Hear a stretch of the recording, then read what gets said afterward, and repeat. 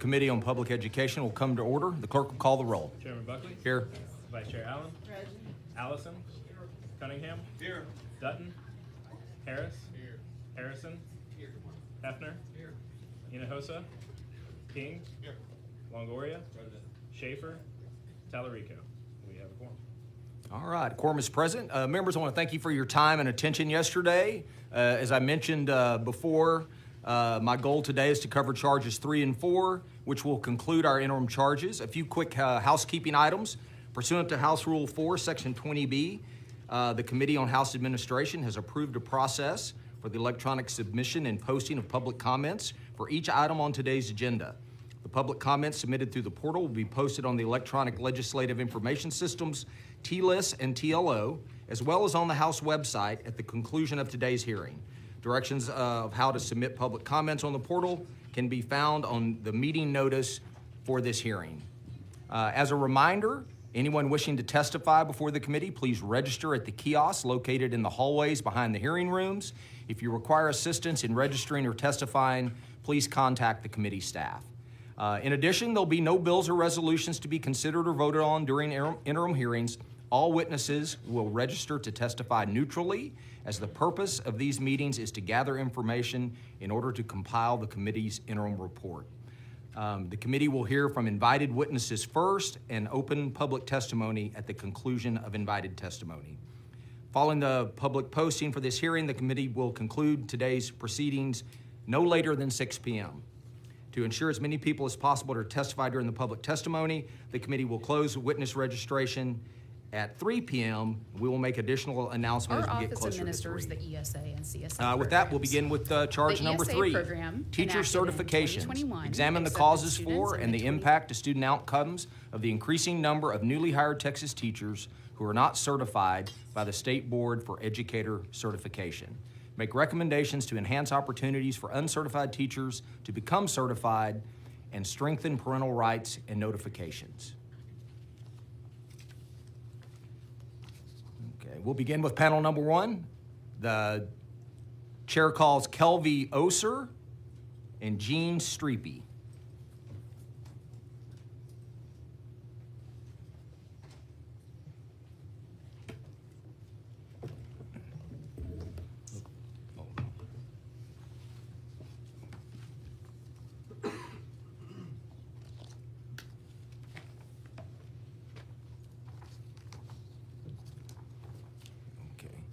All right, I show you registered as Kelvie Oser, testifying on behalf of the Texas Education Agency, and I show you registered as Jean Streepy, as chair of the State Board for Educator Certification. All right, you may begin. Thank you, Chair Buckley and Vice Chair Allen, and members of the committee. My name is Kelvie Oser, and I'm the Deputy Commissioner of Educator and System Support at TEA. You should have in front of you a PowerPoint deck that I'm going to be talking through for my comments today. As you heard in the testimony from Commissioner Morath yesterday, we are employing more teachers than ever before in Texas. And as you can see in slide 2 on the deck, we have seen a sharp increase in the number of newly hired teachers in the last 2 years. Not only are we hiring more new teachers each year, but we're also seeing an increasing percentage of newly hired teachers that are not certified. Over a third of the 49,000 newly hired teachers last year did not have a teaching certificate. That's over 16,600 uncertified teachers that we hired last year. On slide 4, the first graph shows that uncertified teachers have significantly lower retention rates than teachers from other certification routes. After 5 years, the average retention rate for uncertified teachers is only 39%. The graph to the right shows the difference in student outcomes by certification route and previous teaching experience. One headline of this study from Texas Tech is that higher quality preparation programs, not just any certification program, and additional teaching experience can improve student outcomes. So what are the research-based key practices that differentiate higher quality preparation programs from lower quality ones? First, as mentioned in the previous slide, increased opportunities practicing teaching in classrooms with real students matters. Second, teacher knowledge for how to teach their specific content area is one of the strongest predictors of student achievement. And finally, strong mentoring and job-embedded coaching practices lead to increased teacher effectiveness and student outcomes. Slide 6 shows our current routes into the teaching profession and how they vary in terms of quality. As you'll see in this chart, the various routes to becoming a teacher vary greatly, both in terms of quality as well as cost to the candidate, with higher quality programs, such as residency programs, being significantly more expensive than lower quality programs. Under current law, there's almost no direct state funding for teacher preparation, and most, if not all, of that cost falls directly on candidates. This can cause candidates and districts to gravitate towards the lower quality, lower cost options, rather than the higher cost options and higher quality options that are more likely to lead to stronger teacher retention and stronger outcomes, and even cause them to gravitate towards no preparation or no certification at all. In March of 2022, Governor Abbott established the Teacher Vacancy Task Force, which published a set of recommendations to comprehensively address the increasing numbers of teacher vacancies in the state. The task force recommended a multi-pronged approach, including recommendations focused on increasing compensation, improving training and support, and improving working conditions. One recommendation I want to highlight from that report is increasing compensation through the expansion of the teacher incentive allotment.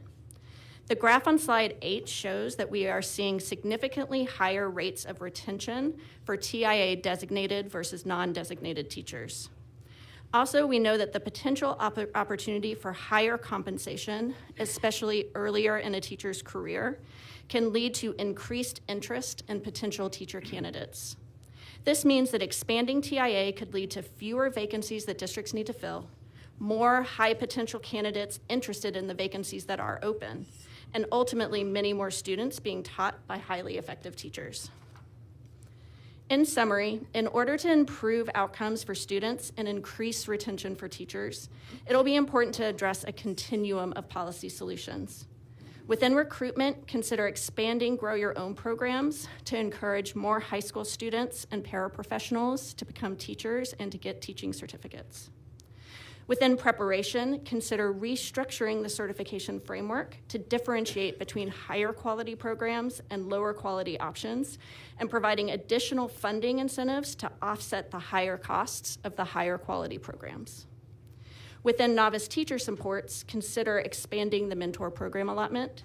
And within compensation, consider increasing and differentiating the minimum salary schedule by certification pathway, and expanding the teacher incentive allotment. I've also included some additional statutory considerations on slide 10, both sharing how districts go about hiring uncertified teachers, which they can do through emergency permits and waivers, as well as including allowable exemptions within districts of innovation plans. And the differences in reporting requirements for educator misconduct between non-certified educators and certified educators, showing that increases in uncertified educators can actually lead to a decrease in reporting of educator misconduct. Thank you.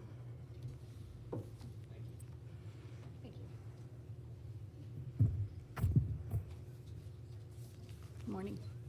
Thank you, Chairman Buckley, Vice Chairman Allen, and members of the committee. My name is Jean Streepy, and it's my privilege to be here as Chair of the State Board for Educator Certification, often referred to as SBEC. I also served on the Teacher Vacancy Task Force in 2022 and 2023, where we wrestled with many of these same topics. As a second career teacher with degrees in business, I taught middle school math for many years, and now I teach business at the high school level. I'm passionate about teacher education and teacher preparation because I witness over and over the positive effect that a well-prepared teacher can have in a school. But I also see the difficulties created when a teacher is not well prepared. I agree with the Deputy Commissioner about the potential causes, especially how candidates are likely to choose a program based on cost and time commitments. Choosing a preparation path is one of the candidates' first decisions, and I believe this gives us the best opportunity to help them choose quality. Additional challenges for teacher candidates include passing the content exam, as well as paying for certification exams. Part of SBEC's responsibility is assessing readiness to teach. And the reality is that some certifications require several exams for us to assess these important skills. With these factors in mind, the question I believe now becomes, what does this mean for our students? First, we know that teacher retention and student achievement are affected by lack of preparation. Sadly, more than half of uncertified teachers quit within the first 3 years, which leaves our schools and our mentors to constantly train unprepared teachers. In addition, inconsistencies in compensation, having uncertified teachers in our school also creates operational inconsistencies. For example, a newly certified teacher will receive multiple observations and coaching sessions, whereas the uncertified teacher in the next classroom may have very little support. In addition, uncertified teachers have no training for or assessment of their content knowledge or their teaching skills. And finally, uncertified teachers can leave at any time with no repercussions and are not subject to SBEC sanctioning for behavior or ethics. On the positive side, District of Innovation, for example, allows our students to have access to experts with unique skills, such as architects and engineers. At this point, you might ask, how is SBEC handling the situation? Well, the good news is that the SBEC has been proactive with a steady focus on quality and consistency. Our members include superintendents, teachers, a counselor, representatives from the educator preparation programs, as well as the higher ed coordinating board. We know that teachers are the #1 in-school factor affecting student outcomes, and that training, support, and early time in the classroom are critical to teacher success. As such, recent SBEC initiatives have included increasing supports for teacher candidates through early field-based experiences and coaching, creating a residency pathway in which candidates teach alongside a mentor for an entire school year, and reducing the number of exams a candidate must take by combining common certification exams. So while the District of Innovation teachers do not fall under SBEC's purview, our focus on training, support, and early classroom experiences can provide all of us with a roadmap for improvement. Because we already have a system in place to train, to assess, and support teachers, I believe the question now becomes, how do we increase access to high-quality preparation? So with that in mind, I make the following recommendations. First, expect quality preparation by maintaining high expectations for teacher preparation and teacher certification exams. Second, intervene early before the teacher candidates choose whether or not to become certified by incentivizing access to high-quality preparation programs such as residencies and incentivizing new access points in the pipeline, such as Grow Your Own programs. And finally, support candidates throughout their preparation and as they begin their careers by expanding support for mentor programs, expanding support for the cost of certification exams, and supporting access to subject area content training, such as math education. There's a quote in our high school auditorium that means a lot to me, both as a parent and as a teacher, and it says, "The spirit of a people is disclosed by the education of its youth." So in that same spirit, I want to thank you for supporting our teachers so that they can effectively support our students. Thank you. All right, thank you, both of you, very much for your testimony. Now we'll go to questions for you. Chairman King. It's something that's been, given where my district is, one side touches Oklahoma, the other side touches New Mexico. One of the recommendations I didn't hear from either of you is reciprocity.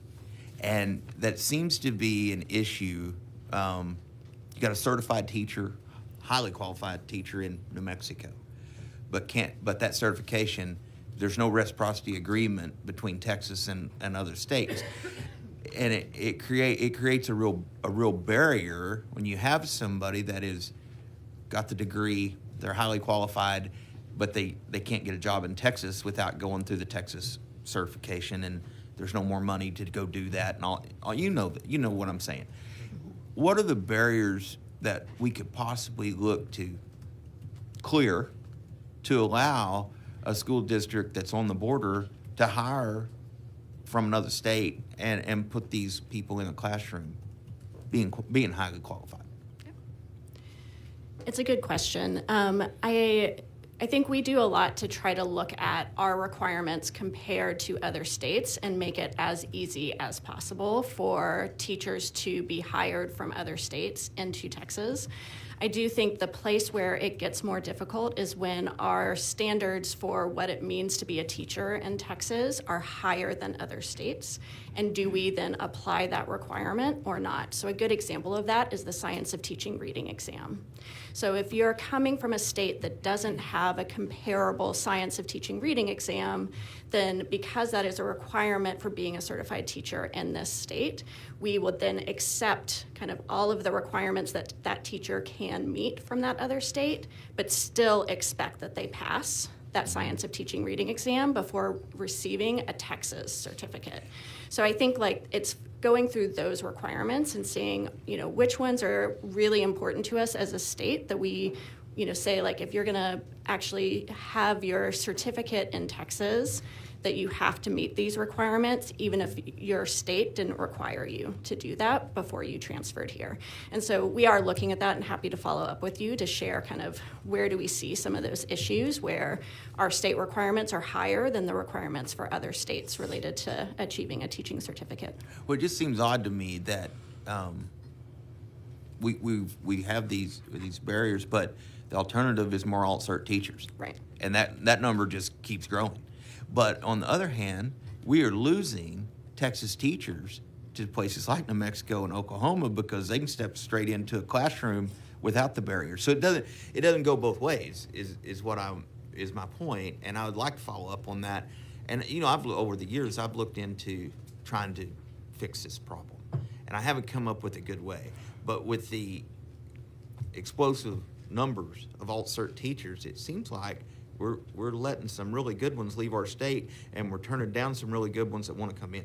Anyway, so I'd like to follow up on that. Thanks. Yeah, thank you. Yeah, I'm going to follow up real quick, and I'll get you Representative Tallarico in a second. So I've worked a little bit in licensure, especially for military spouses, and it sort of all operates under what's called the substantially equivalent philosophy. If the state that they're coming from has a substantially equivalent license, then there's a fast track, if you will, to being certified in whatever profession it is or occupation even.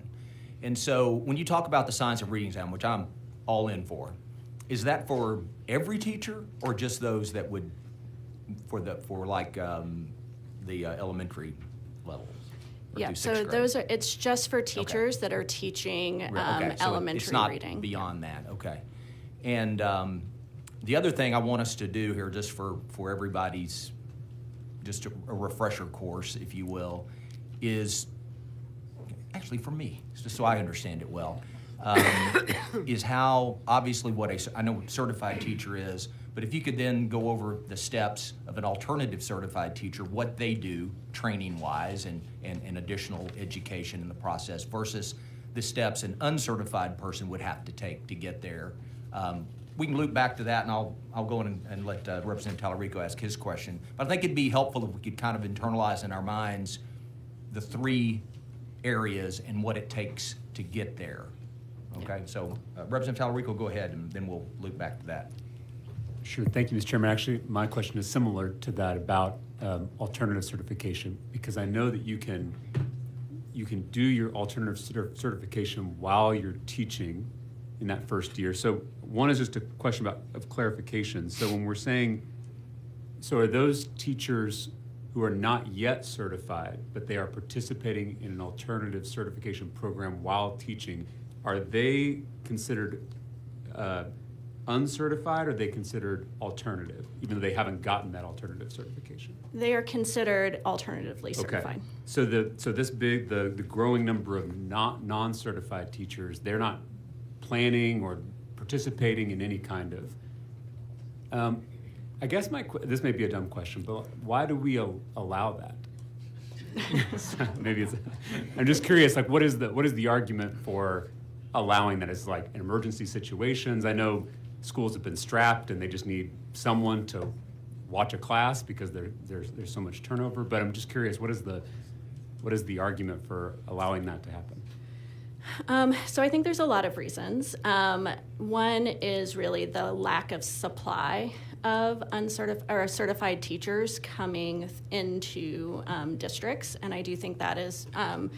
Chair Streepy spoke to some of the causes there, but I think the increased number of vacancies and the increased number of newly hired teachers that districts are needing to hire compared to the supply of teachers that have, especially those that have completed a traditional program, but also that are currently in an alternative certification program, isn't meeting the demand for the number of vacancies. So that's one big reason why districts need some flexibility, because I think their choice is really often between an uncertified teacher or a long-term sub.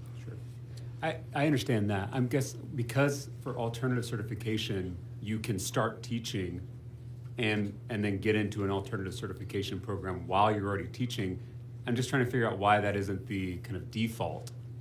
I understand why the traditional prep doesn't work, because you can't, if you needed a teacher right away, you can't expect them to do 4 years of college, right? But I'm just trying to figure out why that isn't kind of the default expectation, that if we can hire you right now because we need a teacher, we need an adult right now, but the expectation is you're going to sign up for some kind of alternative certification while you're teaching. Is that just not attractive enough, and people would scoff at that and go work at Buc-ee's instead of working at the school?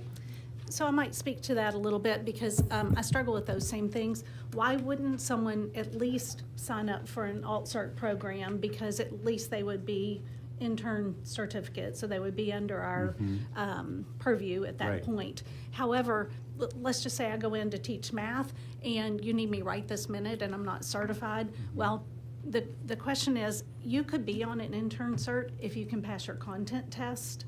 And so that is, to me, very concerning, that if we've got two candidates and one can pass a content test and move into the alt cert, we'd rather have that one, right, that is then training with pedagogy. But a District of Innovation teacher, for example, does not have to have a content test to move in. And so if I can't pass my content test, I may be hired through District of Innovation, whereas if I can pass my content test, I'm more likely to go to the intern route. Now, back that up one space is, wow, if they're gonna hire me anyway, and I feel like, okay, I'm decent at math, I'm gonna go ahead and get hired, why would I want to have to pay all that money and go to school on top of I teaching see. every night for, Yeah, a year? I get And why so- you wouldn't want to. I'm just trying Right, to figure out yes. from our perspective, from a policy perspective, why we wouldn't. Right, so then require I that. guess the question becomes, as a teacher, I almost drew a picture, in my, about how do we bridge them over? And I think that, to me, is the question, is how we bridge them over.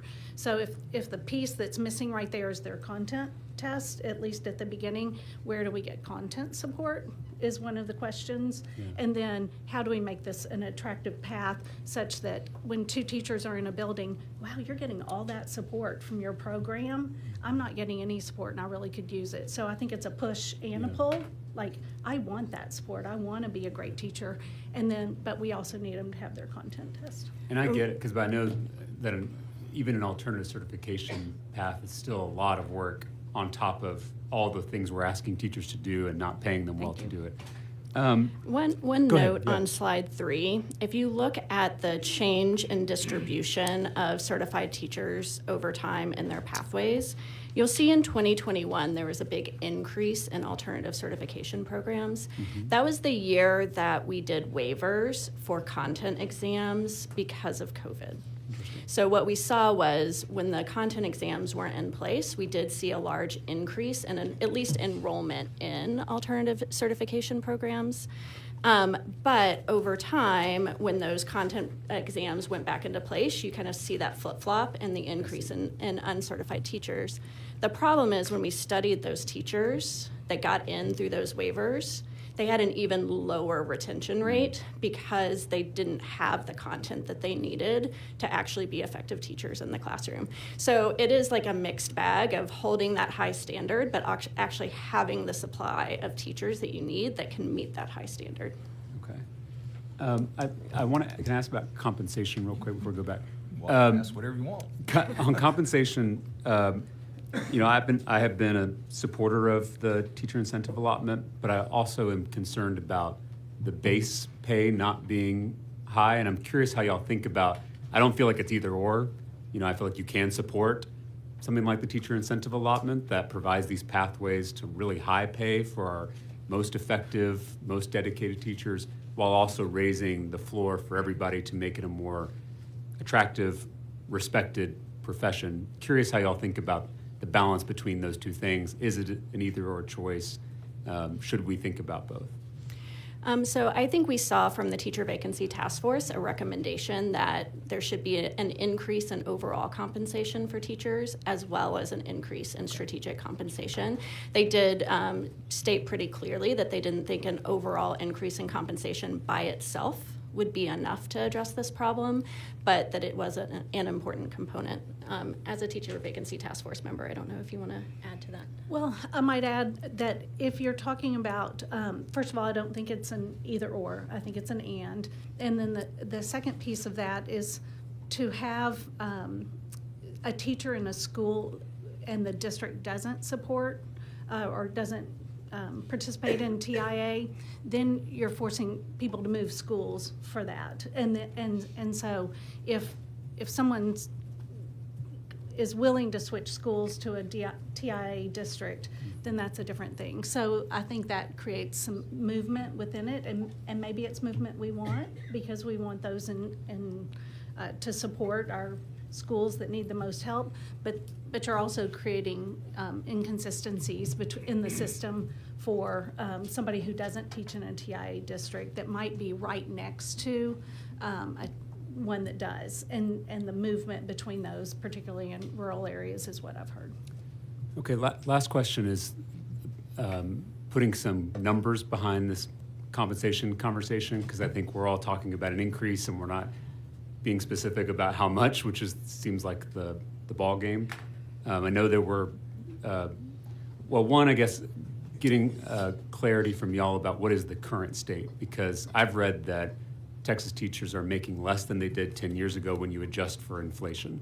There was conversation yesterday about charts going up, and it looked great until we talk about inflation, and then it looks like it's either stagnant or down, right? Math is a tricky thing.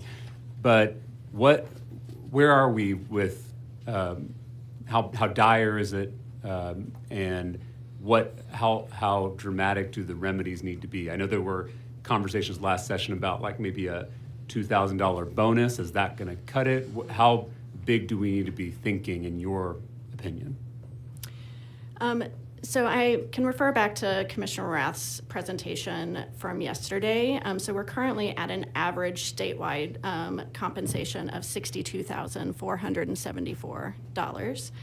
And that's up about 15%, while the inflation was up about 24% statewide.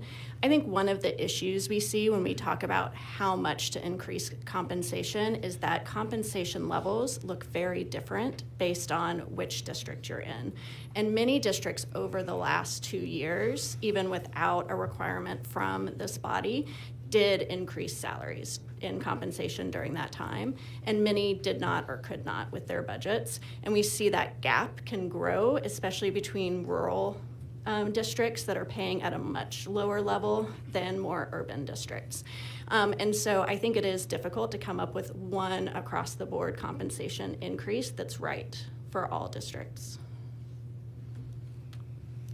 Do you want to throw out numbers? Well, I think what I'm seeing particularly is that, again, the inconsistency between districts and their pay is making teachers have to choose and move around more than they used to, which leads to more instability in the schools. And so I think when we can raise everybody, then we might have some more stability within our classes. I think also it goes to whether or not you have people in your schools who have been there, who can be a stable force in your schools, who are mentoring the new teachers coming in, is an important factor. And might I go back to your question about alt-cert? Yeah. Requiring some of the people who are in DOI, what we're seeing is they're requiring theirs to go, requiring people to go into an alt-cert, but I think you're going to hear later, probably in the testimony that we've heard, is that that's hard to track whether or not they're progressing through alt-cert. So we sure don't want to create a place where you have to sign up for an alt-cert, but you're just paying month after month to be in an alt-cert, but not progressing through it. And so that's a caveat that I see also.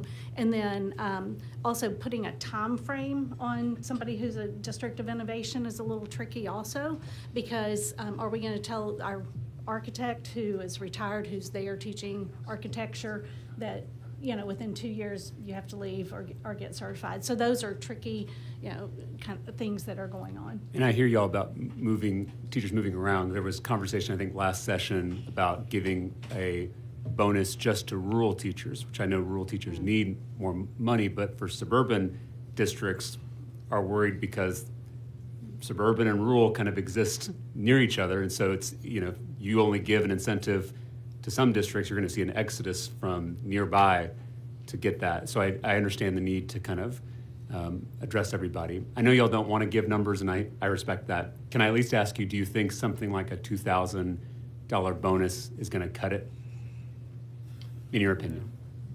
Well, I'll say, actually, coming out of business, I can imagine 2,000 times 350,000 teachers. I understand the magnitude of that as well.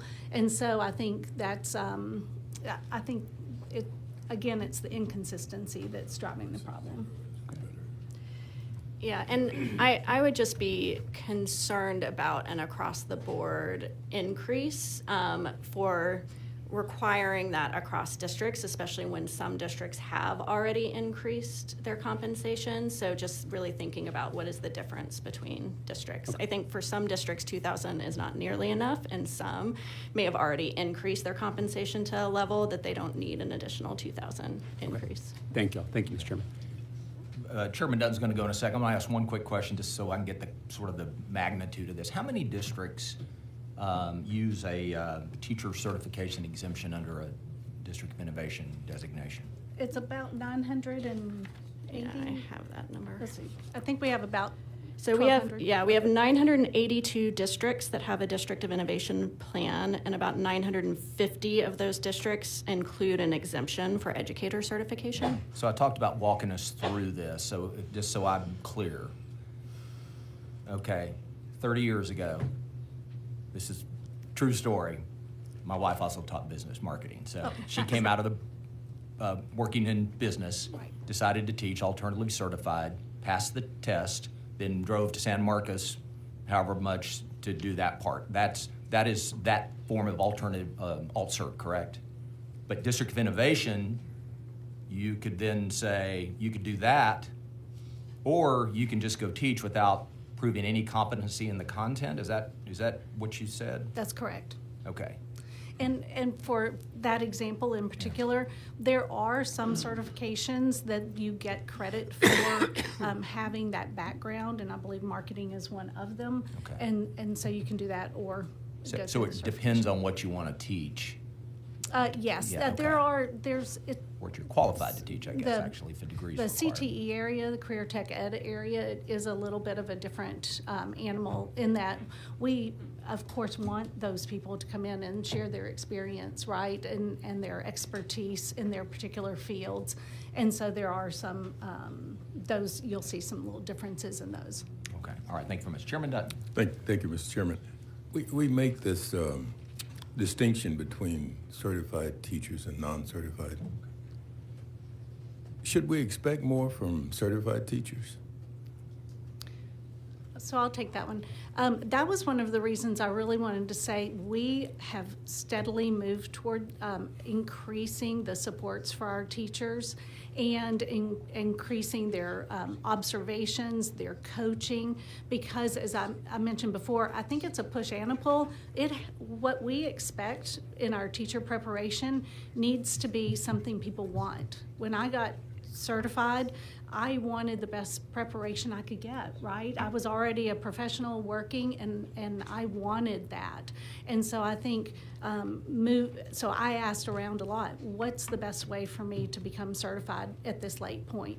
But, so that's the pull, right? We want, if I'm sitting in a room next to Deputy Commissioner Ozer, and she's teaching math also, and I see how much support she gets, we want teachers to see that and want that, but we also have to not put the burden of choosing whether or not to become certified on somebody who has 2 kids in school or and has their own family life and expenses too.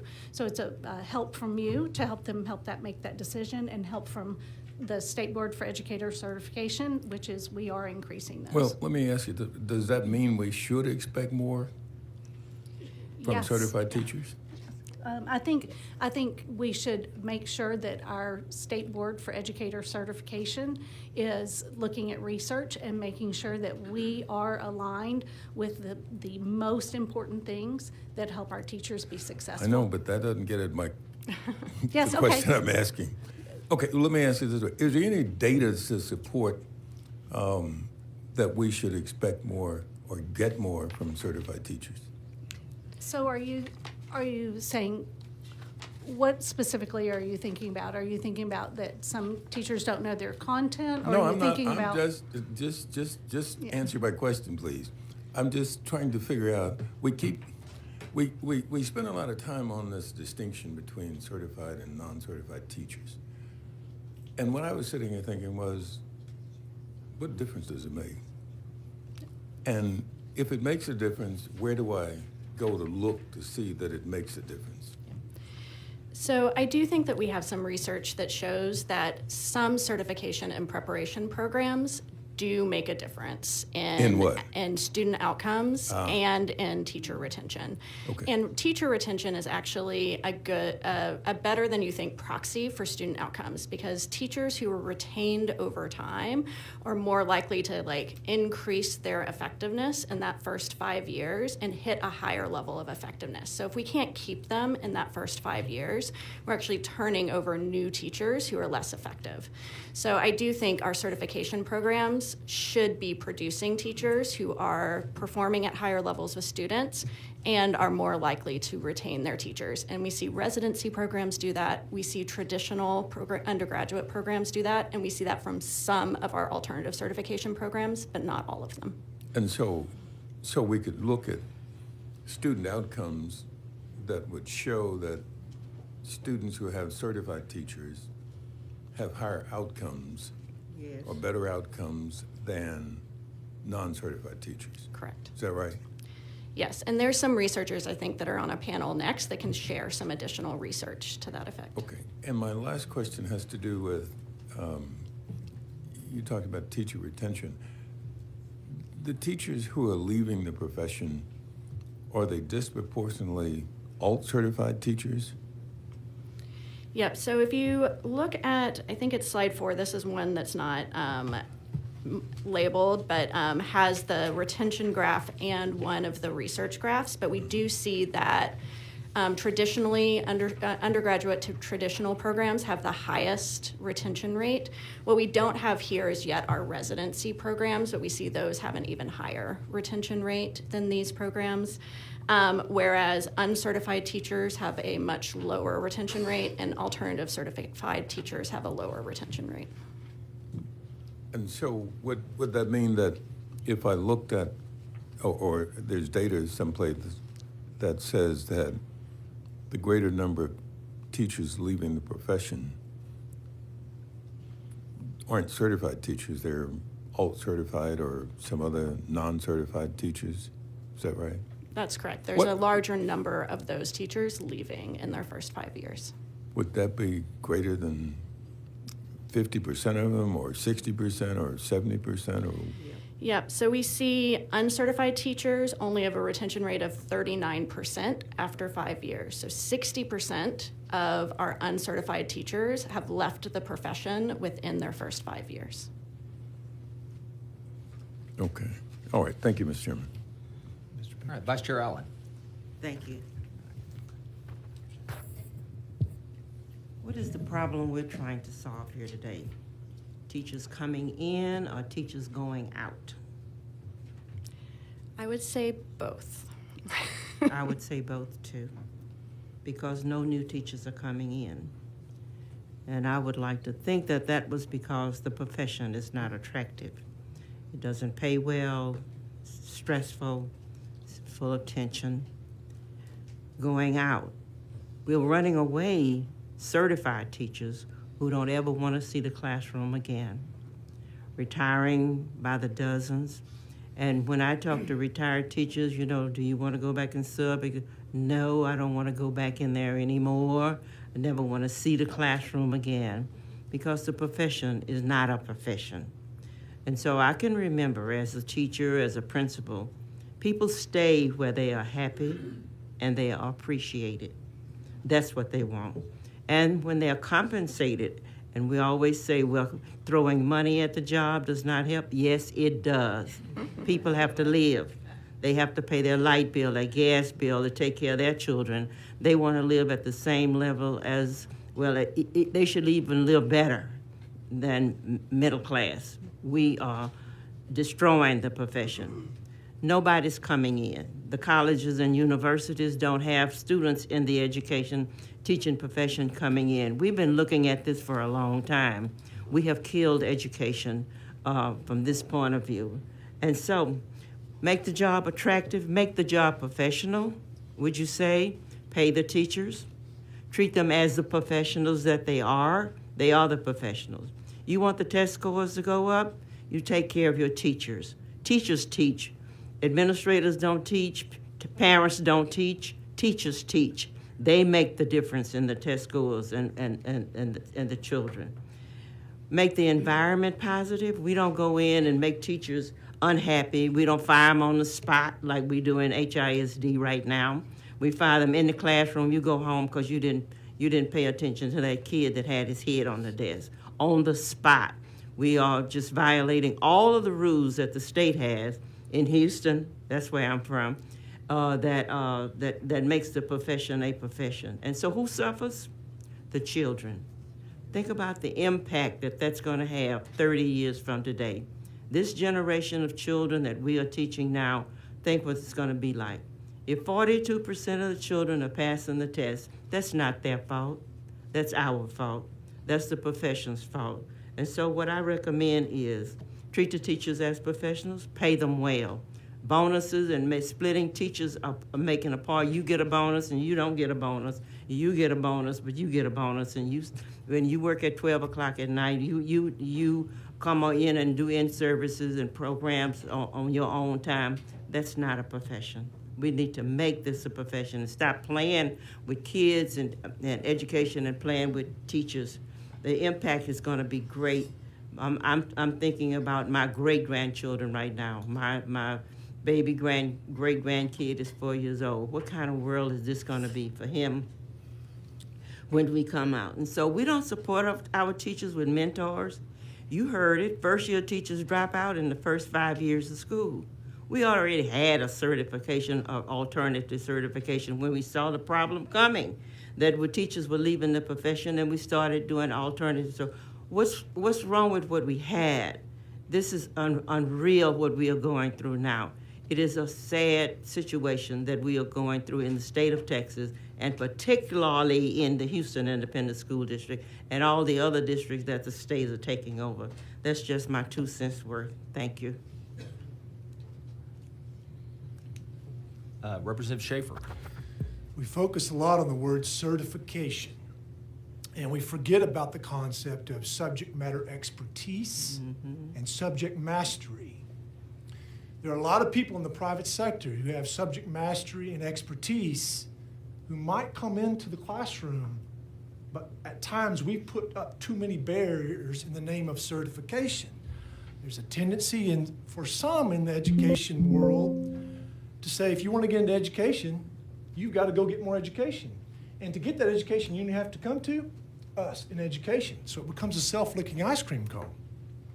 So when I first came in the legislature, I remember. I went to one of my schools, Chapel Hill. They had lost their long-time auto shop program, and they were devastated. It was beloved in the community. And I said, why didn't you keep the program going? He said, well, the man who'd been doing it for many years finally retired, and they said that we had to hire somebody who had to get a teacher certification. And even if we did an emergency, he'd eventually have to get a teacher certification. Well, how many auto mechanics in Smith County were going to come teach auto shop if you told them they were going to have to go back to school? None. And so I worked with Jimmy Don Aycock, and it took me 2 sessions, and I got the law changed so that now for CTE teachers, the school district can put them in the classroom based on subject matter expertise. Yes, some of them will need some help with some pedagogy, some classroom management, but we can help them with that along the way. But the danger in this conversation about certification is you take that former NASA engineer who happens to be in your community, who wants to come teach physics, and just tell him, hey, we'd love to have you, but you've got to go do all this other stuff. Whereas that young man or woman who just came right out of college, has got all these certifications, has taken all these classes in pedagogy, couldn't tell you first thing about how a rocket gets into space. And so the District of Innovation, the things that we've done in our law puts the onus back on our school districts and that superintendent and those principals to make decisions about certifications. If you take that flexibility away, you have the potential to exclude people in the community who have subject matter expertise, who want to come into the classroom, and maybe they may not be the most polished teacher you've ever seen, but man, they can tell a story and show the real-world application of the material in a way that no other teacher can who's fresh out of college with all the certifications. End of rant. Thank you. All right. Let's see here. Representative Harrison. Thank you very much, and I really appreciate those comments from Representative Schaefer. Actually, that was a good chunk of where I was, or the direction I was want to steer this conversation to. Because it sounds like, from what I'm hearing, when there have been waivers in the past to sort of get more teachers into the classroom, they've been a little bit on the sacrificing on the content mastery side. I'm looking at slide number 3, where it seems like your official position is that passing the content exam can be a barrier to getting teachers in the classroom. And I would echo what I think are the sentiments that Representative Schaefer communicated, that there are a lot of instances where, for example, I can speak for me personally anyway, if somebody's going to be teaching my kid math, I would have a preference for somebody who went to college and got a degree in mathematics, as opposed to somebody who went to college and studied education for 4 years. And so I'm curious, maybe just educate, I'll just ask an objective question, because I've got a little bit ignorant on this process, especially after some of the changes that happened in 2021.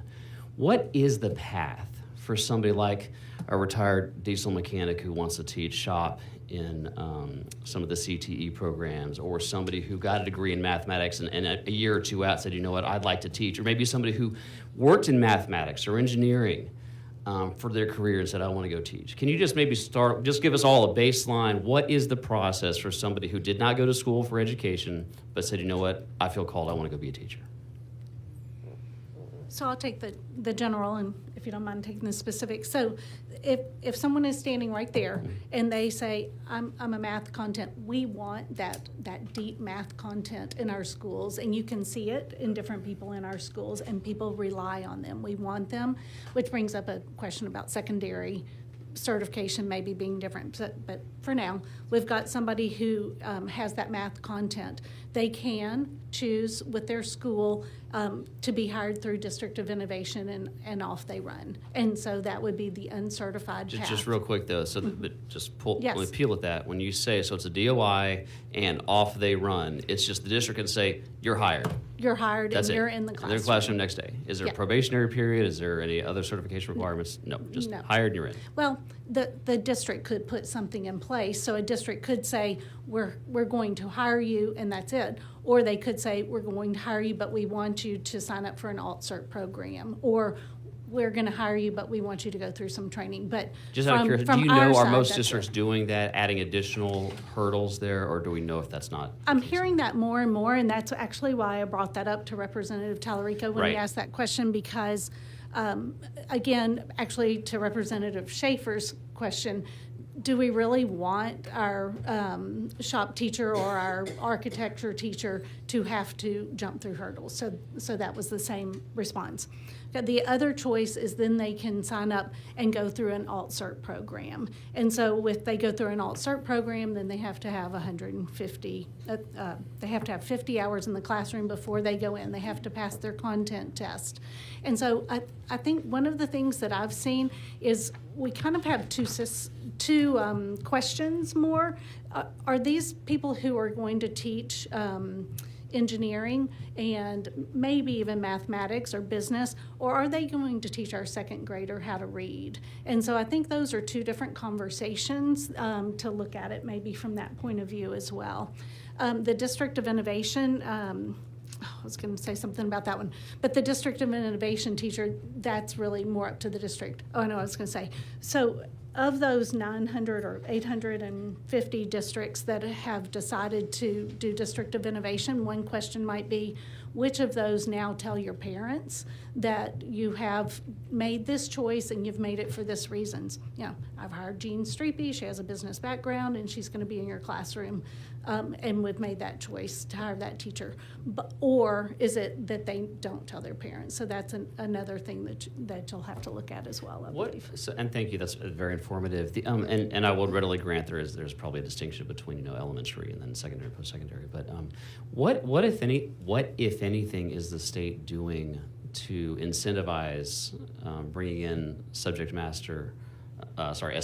subject matter experts, into the classroom? And I say that on both sides, the front end and on the back end, because I feel like there's this implicit, if not explicit, expectation that if you're somebody, a junior in high school, and you think you want to get into teaching, well, you've got to go get a 4-year degree in education. I feel like that is just the path, and it's the only path, and nobody ever talks about any other ways into the classroom. But what is there on the front end to say, hey, if you want to go be a teacher, well, maybe you want to teach in secondary or high school, and you want to teach mathematics or engineering or whatever it is, business, finance, economics, go get a degree in those disciplines so that there's no chance, and that 4 years later you can't pass a content exam to teach those things that you just spent 4 years studying. So on the front end, what are we doing to get potential teachers into the pipeline where they're actually they're spending 4 years learning the academic discipline that they could then go and teach as an actual subject matter expert? And then on the back end, what, if anything, are we doing to incentivize getting these people into the teaching profession? It is a good question, and I think one where, on the front end, we have as a state been working on incentivizing districts and supporting districts to do grow your own programs, and that really is on the help high school students get interested in teaching, understand what that requires, get some experience actually in front of students, get kind of a paraprofessional type of position or substitute teaching while they're completing their 4 years, potentially go into a year-long residency program, so really shepherding them through that certification process and that preparation process and make sure they know what is required. I think most of the kind of generalized recruitment of professionals who are out there, potential career changers, is really falling on districts right now. But it was a recommendation of the Teacher Vacancy Task Force that potentially we should, as a state, do more to have statewide recruitment and communication, a statewide job board that helps potential candidates understand what are the areas that they could go into, and better connection between that and the requirements. What are your pathways? How do you demonstrate subject matter expertise? How can you get strong preparation and support to get into the classroom? But we aren't currently doing those things. And just based on the TEA data from yesterday showing, that a staggering 60% of Texas students aren't able to do mathematics at grade level. I need more people in the classroom that understand, that are math experts and not education experts. And to move on real quick, because I appreciated Representative Dutton's question about the distinction, how much should we expect or not. I just Googled here and pulled up a summary of a Texas Tech study. It does appear to show, and this is encouraging for people with the concerns that I and Schaefer and others share, there are studies, at least one from Texas Tech, that do show as long as they get some kind of classroom experience, all of the adverse concerns about student outcomes appear to go away if they would get any kind of paraprofessional experience in there. So real quick, last question. I don't want to monopolize the time here. My colleague, Representative Allen, a second ago made a comment that struck a chord with me because I care very much to make sure we are prioritizing teachers in Texas. And she said, if I wrote you down right, administrators don't teach. And that's correct, but they do get paid a lot of money to not teach. Do you know, because this has been something that's been bugging me since I got elected, what percentage of RISD's budgets are getting into the classroom. Because when my constituents are paying their too high property taxes for the purposes of educating the next generation, I think they believe on some gut level that money is being spent to go to pay teachers well, that it's ending up in the classroom. Do you know what percentage of these education dollars, the ISDs, and I'm worried that the state hasn't done enough to force the schools to prioritize teachers. What percentage of ISD budgets are going to teachers? I unfortunately don't have that in front of me. I know that Commissioner Morath was also asked that yesterday, so we will see if we can get better summary data at the state level. He was actually asked about what percentage of growth had made its way there. I'm asking for just a snapshot in time, but yeah, I'd love both. Great. Thank you.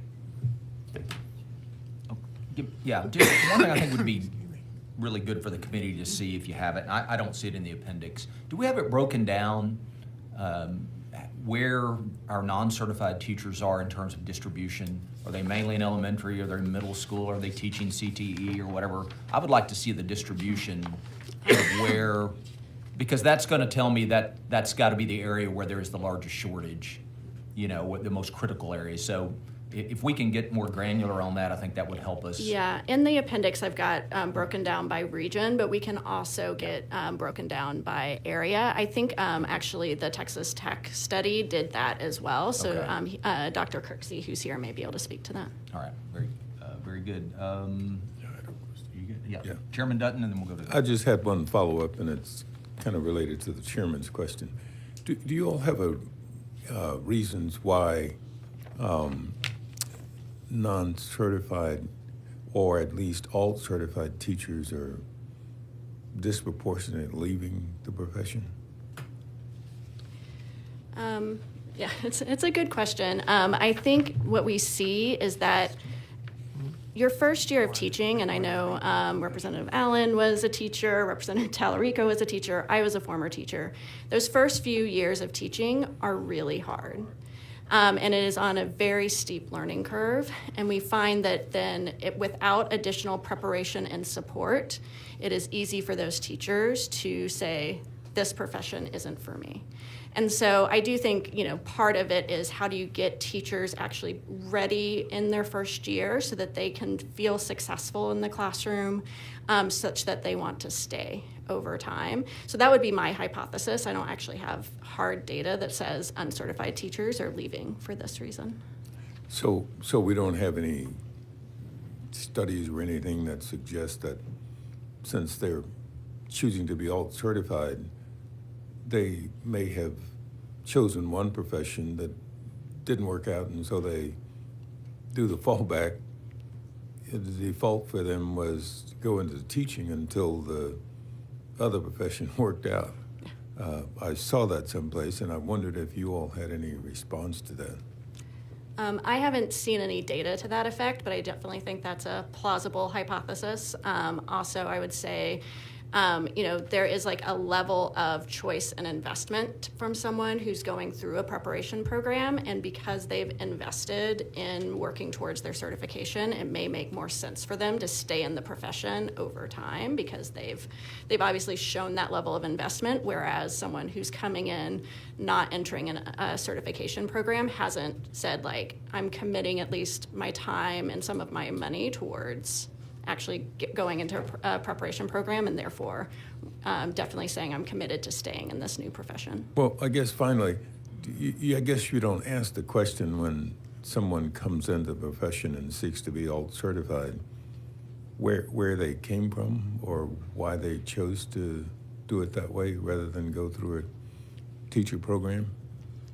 We don't at the state level, no. Okay, thank you, Mr. Chairman. Might I respond to that? Sure. So I think, too, when you're talking about an alt-cert, somebody coming in after they've completed college, then for me, for example, I went back and did what's called post-bac, which is like you're actually in a university and you do your student teaching, but I was able to spend a semester doing that. And so that's a pretty unusual situation. And so I think the residency might respond to some of that. Also, as a teacher in the schools, I can tell you two things that have changed that I believe are impacting that. In trying to intervene, especially after the pandemic, for different levels of students in your classes has become more and more, takes more and more of your time and expertise. Also, if you have, for example, we had 5 math teachers on our floor. If I am constantly having a new teacher come in, 1 or 2 or 3, and I'm mentoring them, then when I get together with our 5 teachers and we're talking about math, we're not talking about math anymore. We're talking about how to discipline or how to grade or all of the how to be a teacher pieces, instead of talking about our deep math. This is how my children solved it, this is how yours solved it, really digging into the content. And I think those two things together have taken a lot more of teacher time than they did in the past. All right, thank you. All right, Representative Hinojosa. Thank you, Chairman.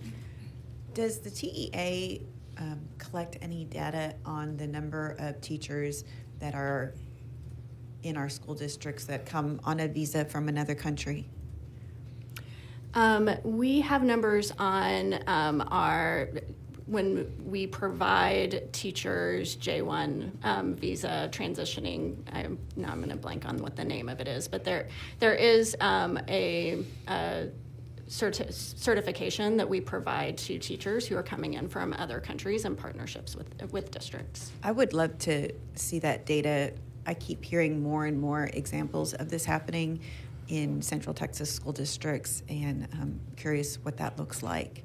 And my own son, when I talk about he didn't get a teacher, the visa fell through on the teacher who was supposed to come. And but I recently spoke to a district where now an astounding number of new hires were coming in on a visa program, so I'd be curious to see what that looks like. It's called a visiting teacher certificate. Okay. So we only track numbers for those that are doing that through the agency, but as we've just been discussing, that there are other ways that districts may be able to hire teachers on J1 visas without applying to the agency for that visiting teacher certificate. Okay, so there may be a number of those happening that you just don't have data on. Correct. How would we get data on that? It's a good question. I would have to get back Okay. to you, but we Okay. may have to go directly to districts. Okay, and more broadly, my takeaway from this panel, I think that the non-certification or the alternative certification, rather, for CTE programming, I don't hear problems with that. I hear that it's the foundational courses where the certification really does seem to matter. The example you give is the retention rate for teachers, and data shows that's important for outcomes. And I think we'll hear another panel, and the more information we can get about why certification matters will be helpful. And I also hear that it's not so much that districts don't want to hire certified teachers, it's that there is a smaller pool of certified teachers. There's costs and time commitments, but those have always been there, is my understanding. So something has shifted, something has changed that's making people not want to get their certification for teaching. And I do think it has something to do with what we heard from Vice Chair Alma Allen about teachers not feeling respected. And to Representative Talarico's earlier point about what would it cost to do pay raises for base pay raises for our teachers, because it sounds to me like, and I know there's disagreement on our panel about whether increasing base pay or something more of an incentive would make more sense, but a grand statement from the state in an environment where our teachers have been demonized for all sorts of atrocious things generally in this state and in this country would go a long way to tell teachers we have your back. And just my back of the napkin math, and please let me know if you come to a different conclusion, tells me that we have about 377,000 teachers in the state of Texas. If we gave them each a $10,000 pay raise, that would be $3.8 billion a year. Let's say for a biennium, 8, right? $8 billion a year for a $10,000 across the board pay raise. That would be a grand statement. That would be a celebration of teachers in the state of Texas. And we currently have almost $40 billion of property taxes, of taxpayer dollars that we collected as a state that, Representative Harrison, I don't think your constituents expected we would be collecting that money and hoarding it in our treasury either, that we could be putting towards a teacher pay raise for all teachers, because most of our teachers in the state of Texas do not get paid enough. And so I would just encourage us to think about this as a foundational problem in our public schools, and how telling teachers we have their back and actually not just paying lip service to our appreciation for teachers, but actually paying them as the professionals they are could go a long way towards that. Thank you. All right, Representative Harrison. I'll be really brief, but just because I was mentioning, you are right. My friend and colleague, Gina, I represented Hinojosa. My colleagues did not expect their taxes would be hoarded like that. It's one of the reasons I opposed the budget last session, because we did not give anywhere near enough of that surplus back to them. But it's also worth noting, and it was brought up yesterday by the TEA witnesses who confirmed this, that the ISDs across the state of Texas are themselves hoarding approximately $20 billion, or in excess of $20 billion on their own. So the taxpayers in those districts, I think, should have some discussions with their school boards on why they're in fact sitting on so much money too. Thank you. All right, any more questions for this panel? All right. Thank you very much for being here. Thank you. Thank you. Chair calls Dr. Jim Van Overscheld, Dr. Jacob Kirksey, and Dr. Laura Torres.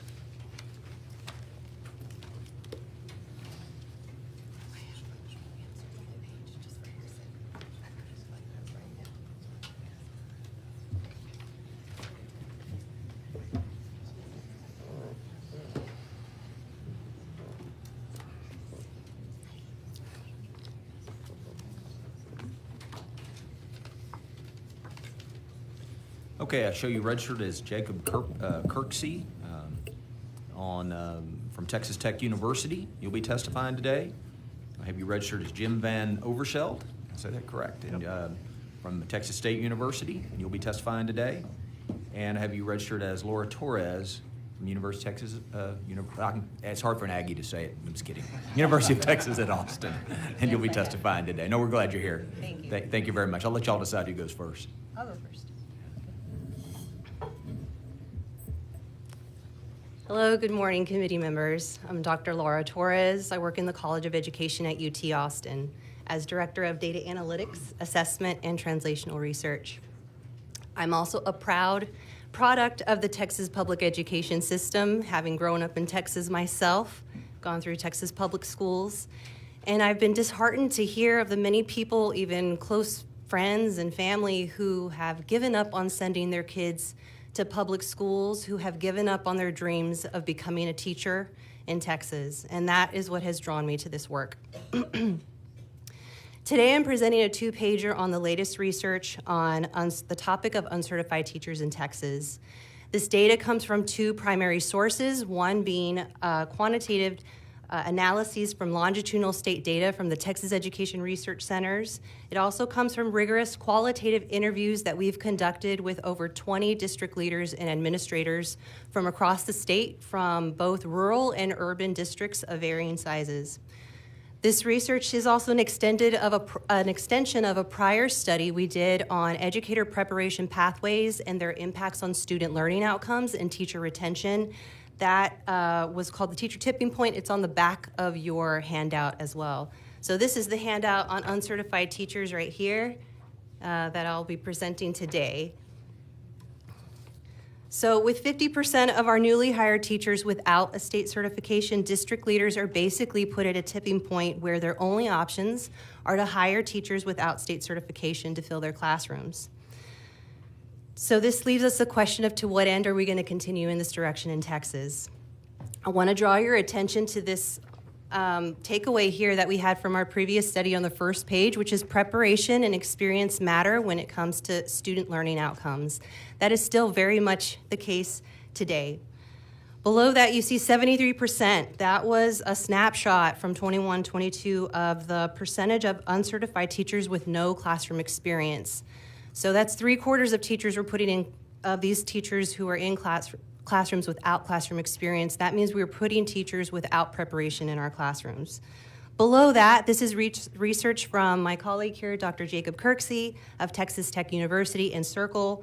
He found that student achievement suffers when teachers have no classroom experience. So with those students who had uncertified teachers with no classroom experience, they lost 3 to 4 months of learning in math and reading. That is going in a direction we do not want to see in Texas. And this is in comparison to those who had teachers from university or traditional routes where they are required to get in-classroom training as they're part of becoming a certified teacher. On the right-hand side, right next to that, you can see data from teacher retention. So Dr. Michael Martyr of UT Austin conducted a study following teachers over 5 years. You could see that the uncertified teachers, less than 40% of them were still in the classroom after 5 years. Less than 40%. 30% of them dropped off in their first year of teaching. So what this means is that putting uncertified teachers with no classroom experience is even a greater risk than putting alt-cert teachers in the classroom. You can see compared to other routes, other certification routes, the teachers, a higher percentage of them were still in the classroom after 5 years. And when it comes to preparation and experience, we need teachers to stay in the classroom so that they can actually get that experience to be a good teacher. On the back of this page are these are takeaways from our district interviews. So we've had interviews with district leaders from across the state, from both rural and urban districts.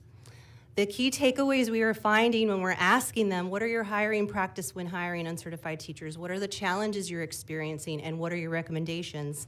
Overall, across the board, districts want to put quality teachers in their classrooms. That is their goal. The problem is they are facing several hurdles and barriers to making that happen. One being, many people just simply are not seeing teaching as a viable career option. Many of you mentioned the pay. Yes, that is absolutely a challenge. It's also a challenge because many people have to go through several certifications, right, through exams. Those are very costly, and a lot of people just simply have a challenge getting through that. Second, schools are telling us that they're having a hard time with supporting uncertified teachers. Many of them are coming in, sure, they have the heart for teaching, but they don't have the skills needed to be a good teacher around basic behavioral management, classroom management, pedagogical skills. We had a quote for someone telling us that many of them come in without even knowing the TEKS. So it's up to the school to then train them, and a lot of times using their existing resources, such as hiring their current teachers or administrators' time to get those teachers up to speed. So with all of that said, yes, you can have the heart for teaching. There are a lot of amazing people out there that have the potential to be a great teacher, but it takes more than that. This is a skilled profession. It requires preparation. It requires experience. So overall, this leads to 3 key recommendations. 1, directing resources towards teacher candidates who are in high-quality educator preparation programs to help cover the cost of attendance and also their exam fees while still maintaining teacher quality. 2, incentivizing those educator preparation programs that have been shown to produce well-prepared teachers. They are out there, they exist, and helping them to create more innovative, effective ways to get teachers certified through accelerated routes that are also more accessible and affordable. 3rd, directing resources towards our schools, especially so that they can develop high-quality induction, mentorship, and coaching programs, especially for teachers in their early career of the profession. Thank you. Thank you, Dr. Torres. All right, you can begin. Good morning, Chairman Buckley, members of the committee. Thank you for the invitation to join you today. My name is Dr. Jacob Kirksey, and I'm an assistant professor of education policy at Texas Tech University. Today, I'm here to share findings from my research on the current landscape of teacher certification in Texas, specifically deeply concerning rises of the hiring of uncertified new teachers with no previous classroom experience.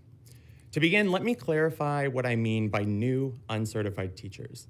In this study, the term refers to individuals who who have not obtained any emergency permits, temporary teaching credentials, or certifications. These are teachers who have never served as full-time teachers of record. And for the analysis, I deliberately exclude charter schools given their different regulatory frameworks.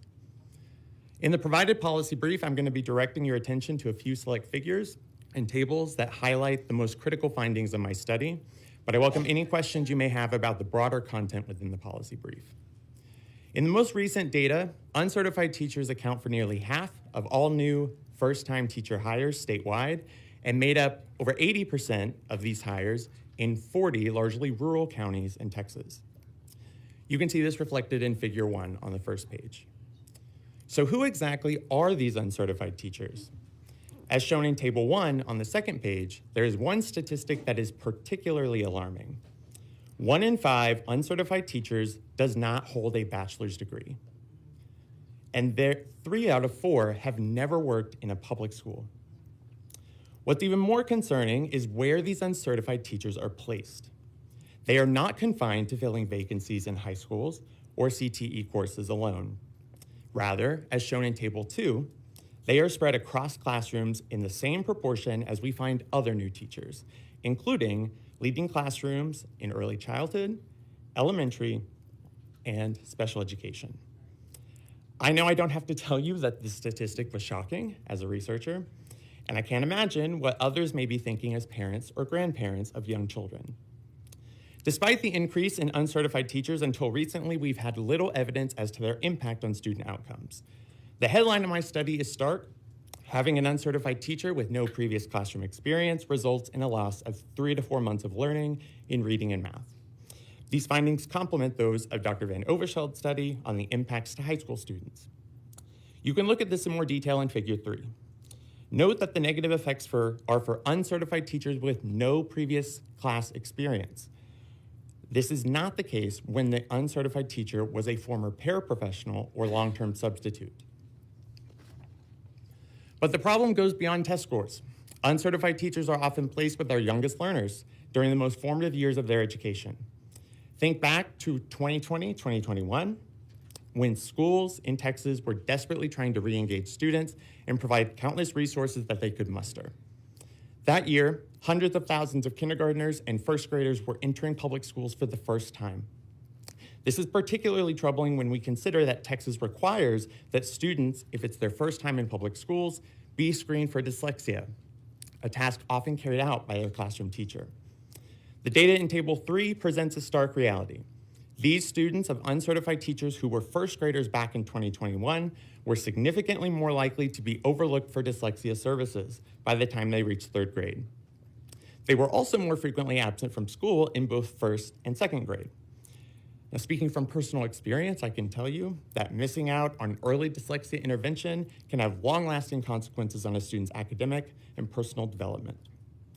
The conversation around uncertified teachers often centers around the immediate need to fill vacancies, and I fully acknowledge that districts are doing their best under challenging conditions, and I work with many of them who are making difficult decisions every day to prioritize their students' needs, often with limited support. But I also want to challenge the notion that it's acceptable for districts to rely on uncertified teachers simply because getting the training and classroom experience is seen as unreasonable. And they believe that these hires are up to the task of supporting our kids. That narrative does not match the data. In all of my research in Texas, including those showing negative impacts of fully online teacher preparation programs and the benefits of teacher residency models, the single most important indicator of an educator's impact on students is having spent time in a classroom, watching other teachers, being around students, before being tasked of leading their classroom on their own, often with little support. There is potential in leveraging current and former classroom staff, investing in alternative certification programs that include in-classroom experience, and enhancing data transparency to empower our parents and communities. Thank you for your time. I look forward to answering your questions. Thank you, Dr. Kirksey. All right, you may begin. All right, thank you. Chairman Buckley and Vice Chair Allen, thank you, and committee members for allowing me to come and talk with you today. My name is Jim Van Overscheld. I'm an associate professor of secondary education at Texas State University, And I also am the co-director of the Ready Center. The Ready Center does research on teacher preparation, teacher employment, and student achievement. Most of the research we do in the last couple of years has been in the secondary education space, so middle school and high school. So most of my comments today are going to be shaped around those grade levels. As we heard that 95% of our school districts are exempting themselves from the requirement for teacher licensure. The TEA data shows that over 50%, about 54% of new teachers are unlicensed, uncertified to be teaching in our classrooms. And the situation is especially dire in the rural and small town schools, where more than 70% of the teachers being hired now, the new teachers being hired, are unlicensed and uncertified. This is harmful for students because of the research that we've been looking at, where we have looked at middle school students. We conducted a study where we looked at 400,000 students in math and almost 500,000 students in English in the state of Texas in middle school grades.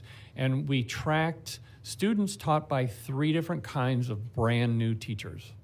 The teachers were either had completed a pre-service program where they did student teaching or residency. That was one group. The second group was teachers who were currently enrolled in an internship based teacher preparation program. And the third group were the people who were completely unlicensed and walking into the classroom for the first time. So we compared student achievement in those 3 types of, taught by those 3 different types of teachers.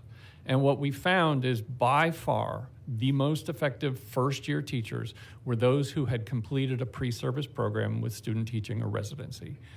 The intern students taught by the intern teachers generally had intermediate performance, and by far the least effective teachers were those who were unlicensed. This is in middle school math, including Algebra 1, which is a hallmark of success post-secondarily. So these unlicensed teachers are not teaching just CTE courses, as we heard. There's been an enormous jump in farmers and ranchers teaching CTE courses, ag courses in the rural communities, which is great that they're experts in that content area. But actually the greatest number of classes being taught by unqualified or unlicensed teachers is in English and in math. So it's not in the CTE courses. The teachers who are unlicensed, we've heard several times, they're much more likely to leave the classroom. The attrition rates are very high. And that has 2 different negative impacts on the school districts. One is it disrupts the professional learning community and professional employment community around the teachers, who are forced to then train new teachers because they've got this revolving door happening. But it's also a cost to taxpayers, because the M&O that the school districts have to pay to rehire and retrain a new teacher is anywhere from $11,000 to $27,000 per teacher. So that's taxpayers are paying for this attrition and the retraining of teachers. Because there is an indefinite, these unlicensed teachers can stay indefinitely. There's no state requirement that they get licensed and certified.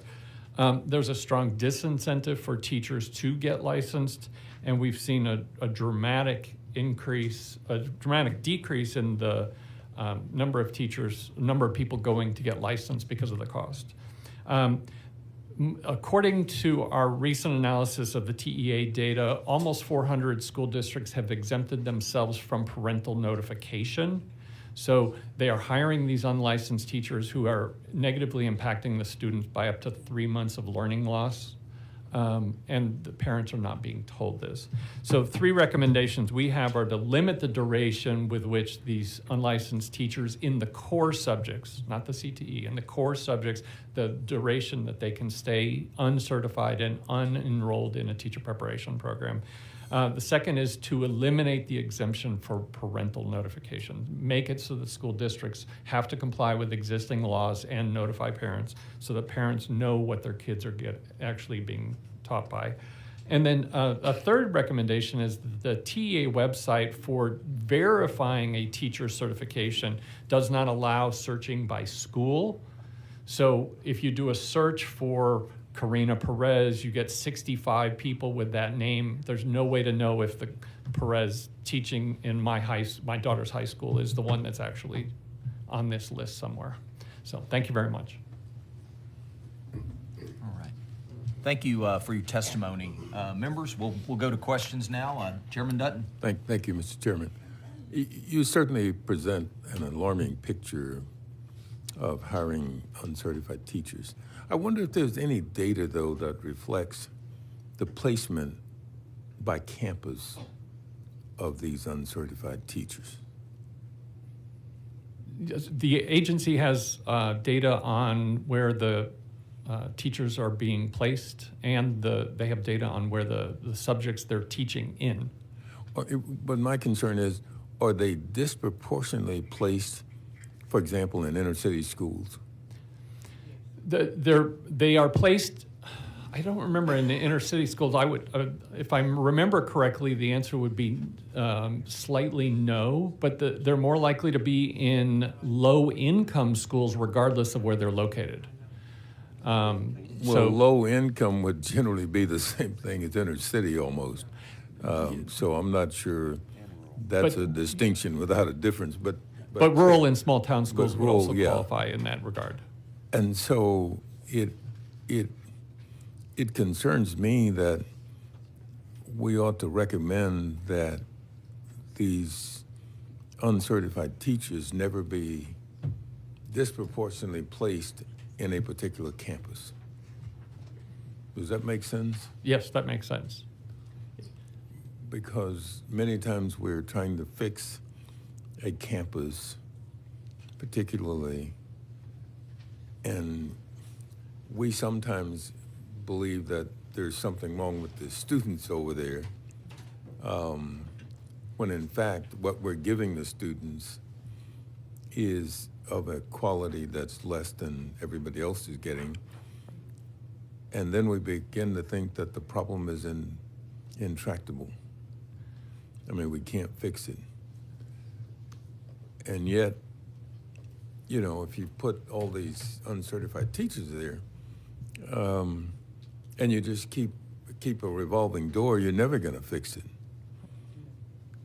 And so as policymakers, it seems to me that we ought to do something, Mr. Chairman, that says a district can't disproportionately place these uncertified teachers in a particular campus. Would that make sense? The distribution of the unlicensed teachers is not equitably distributed across districts in the state. And campuses either. And campuses within districts, correct. Yes. Okay, thank you. Representative Cunningham, and then you'll go. Thank you, Chairman. Really just got two questions, because I noticed, you know, charter schools was not included, but I will ask on your recommendations. Number one, leverage the current classroom staff. Is this basically saying that our current ISDs have weak professional development? So that was not something that I studied as part of this. Right. I can just speak anecdotally from our district partners and some of folks that I've talked to at Education Regional Service Centers that it is kind of an all hands on deck. But that conversation is happening around uncertified teachers or teachers coming from low quality teacher preparation programs. And then there's also this piece too, speaking to the disproportionality of where these teachers are placed. You can imagine that there is exponential effects in terms of both student outcomes, but then also retention, because the more you are putting uncertified teachers in the classroom, the higher, or in a particular school, the more churn there is, the more chaos there is, even for your certified teachers, to try to support these uncertified teachers who, frankly, just don't have the support that they need. Okay. And then down to your third recommendation, you mentioned this 1999 law that requires exemption for notification for parents, and you mentioned the number 400 about at that time. Isn't that number really larger than 400 because districts that or ISDs that have district of innovation also kind of use that as a loophole by not notifying? Well, so that is the official number. Okay. But I would say the potential for greater is there, given that there are over 900 districts of innovation. Okay. All right. That's all I have, Mr. Chairman. Representative Allison.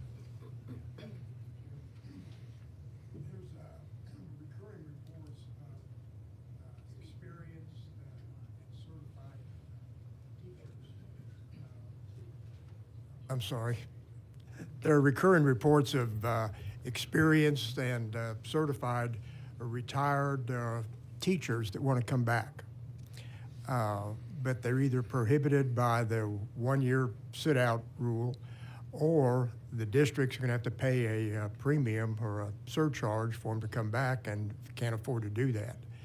One, is there any data on those type of teachers that might be available to come back? And two, any suggestions or thoughts how to address that? Because it seems like that's a fertile supply to tap. So there is data showing that there is a substantial number of teachers who still maintain their license. And, I have friends saying it's because, right, just in case, right, something happens, you can go back into the classroom. However, I think the reality is, as it's been brought up many times, it's not necessarily an attractive profession. And we also know from the data that one of the reasons teachers leave, it's not the main reason necessarily, but one of the reasons they do leave is to take a higher paying job. And that's particularly true from content folks and CTE folks. And so thinking about possible things that could be done about that from a policymaker's perspective is to continue investing in programs that are, for the first time, heavily investing in the financial inputs into teachers, like the Texas Teacher Incentive Allotment. Because otherwise what we know is if you provide just little financial boosts, it's not having as demonstrable of an effect of what we would need in order to move the needle here. Now, but this is teachers that want to come back.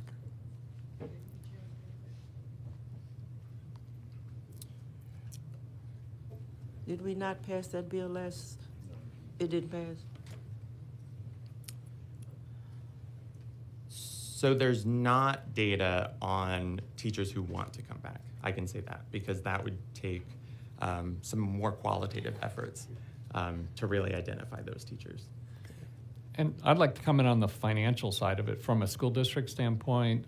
If the estimated cost is between $11,000 and $27,000 to replace an unlicensed teacher who leaves at the end of the first year, if they hired a returning teacher, they could potentially be saving that money and actually utilize it for the education instead of the retraining of another unlicensed teacher. Okay, thank you. Any more? I do. Oh, Chairman King.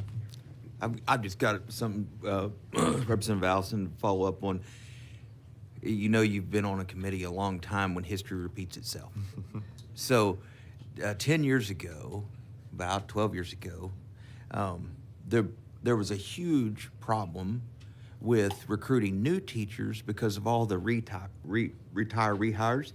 And school districts found at that time that they could hire that retired teacher and they got a certified teacher, but they also didn't have to pay into TRS for that employee. It was a pretty big incentive. And so there was we had lots of debate, lots of testimony over this is stopping new teachers from getting hired into the profession. So the legislature put a stop to that. Hence the fee school districts have to pay to do that. I would, while the retire, rehire should be changed back, or in some way, I would just caution this committee that history has a tendency to repeat itself. And if we're gonna go down that road, we should take our history lesson of what happened at the time. As far as we've heard a lot, another subject, and I've heard two panels. We've talked about money. We've talked about the huge number of these alt-cert teachers that are leaving within the first few years.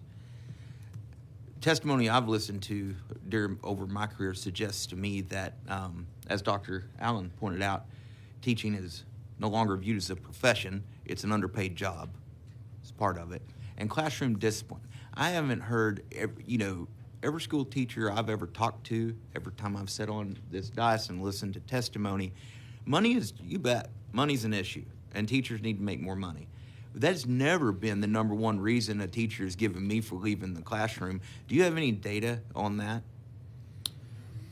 Well, so one data point, because, classroom management is not necessarily like a quantifiable data point, but you could look at the table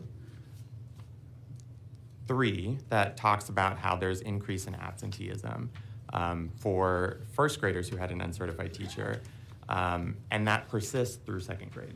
So I think that is just one data point that could talk about, because there is research that talks about when kids miss school, it disrupts the learning environment. Teachers are then having to do remediation while also maintaining the progress of other students in the classroom. So I agree with what you're saying. I personally don't have any other data than that.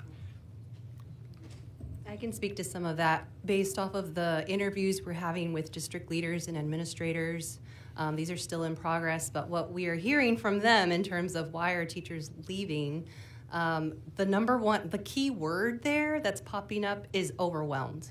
Many of them are just simply overwhelmed with the amount of responsibilities that are being put on them in addition to their already, the responsibilities they already have, especially, when they're coming in not as prepared as they should be. They're not set up for success to be in a classroom of 20 teenagers, right? And having to think on the spot in terms of what are the right questions I should be asking, or how should I respond to these questions, or how do I deal with a student who has his head down.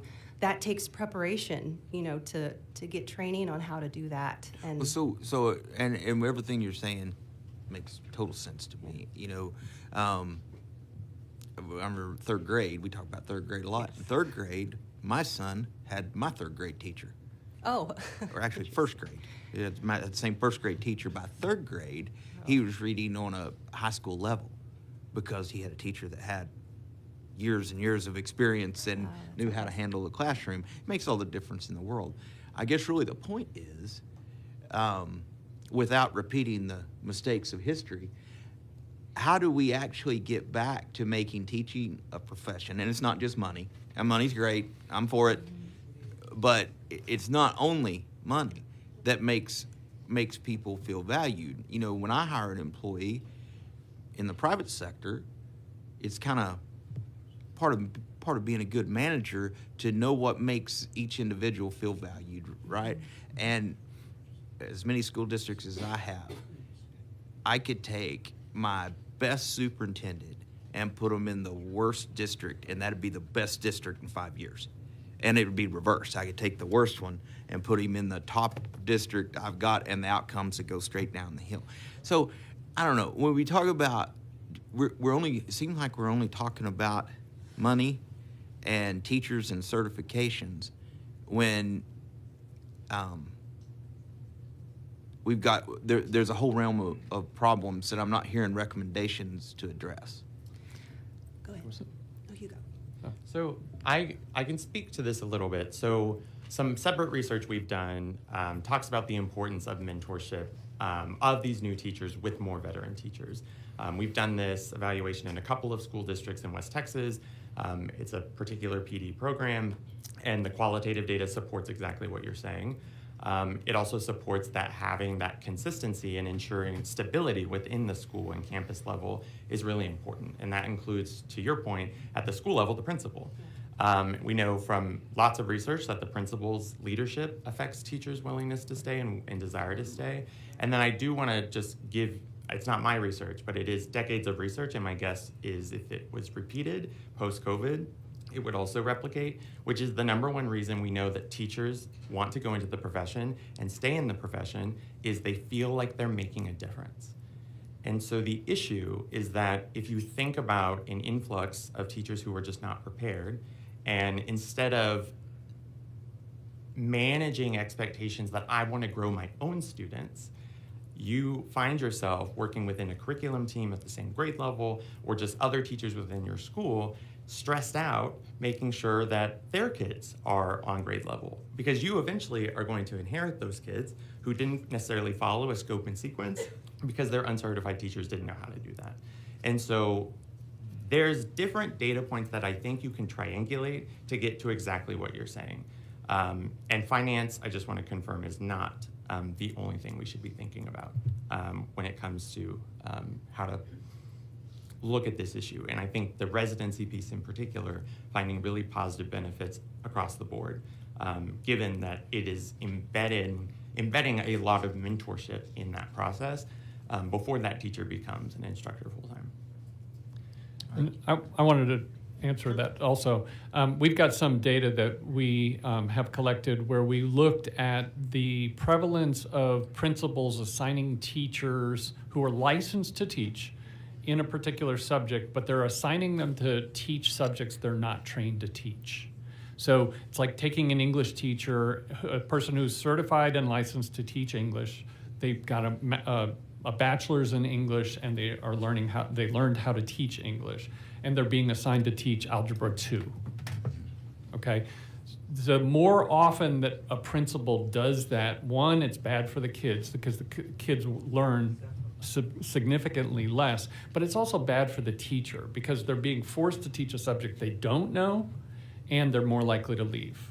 So they're not being treated as a professional in English or in math or whatever. They're being put in these other subjects and they're more likely to leave. So it's a situation where it's bad for the kids, it's bad for the teachers, it's bad for the school district. And I, putting my old school board hat on, that's been a problem, particularly in, my experience is rural schools. So I know it's always a challenge. Right. You have a finite pot to draw from, and you just plug people in the best you can, and I suspect that's always going to be there. But it appears to me that if we don't solve the professionalism and clean up the profession to make it more viable for the teachers we have now, the recruitment point is going to get worse. I mean, it's just a few years ago, the teaching college in the Panhandle graduated, which West Texas A&M University, they graduated 55 certified teachers in a year, and there was 600 vacancies in the top 26 counties alone. I mean, and that's statewide, that's nationwide, and I'm sure your universities are seeing that. You're not getting the kids to come in that declare themselves education majors in the numbers that we used to, and so until we do something to make it a viable profession, I can't tell you how many teachers have told me, I told my kids, don't be teachers. Anyway, I'd like to echo what my colleagues have said as well, in that, yes, I believe, principals, superintendents, based on what we're hearing from interviews, they set the foundation for the school environment, the school culture, making sure they're well-trained and prepared. But also, I think, yes, with pay is very important. It's the school. We got to get resources to the schools to make sure. I mean, all of you have heard since the pandemic, a lot of children are dealing with a rise of mental health issues. How many counselors and psychologists do we have in schools right now? I think that is a high need as well. So making sure that the schools are set up so that the teachers can be successful, the students can be successful as well. Thank you. All right, Chairman Dutton. Thank you. I want to go back to something Chairman King said, because I think you all walked right over it. And he talked about sending his best superintendent to his worst problem and getting it fixed. And yet, here we are and I think you all have admitted, that uncertified teachers are disproportionately placed in inner city schools.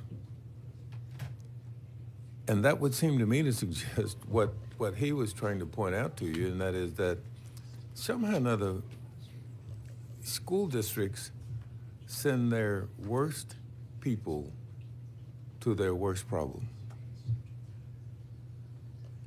And that seems to be something we as policymakers ought to be aware of to fix. And I just wonder if you have a response to that.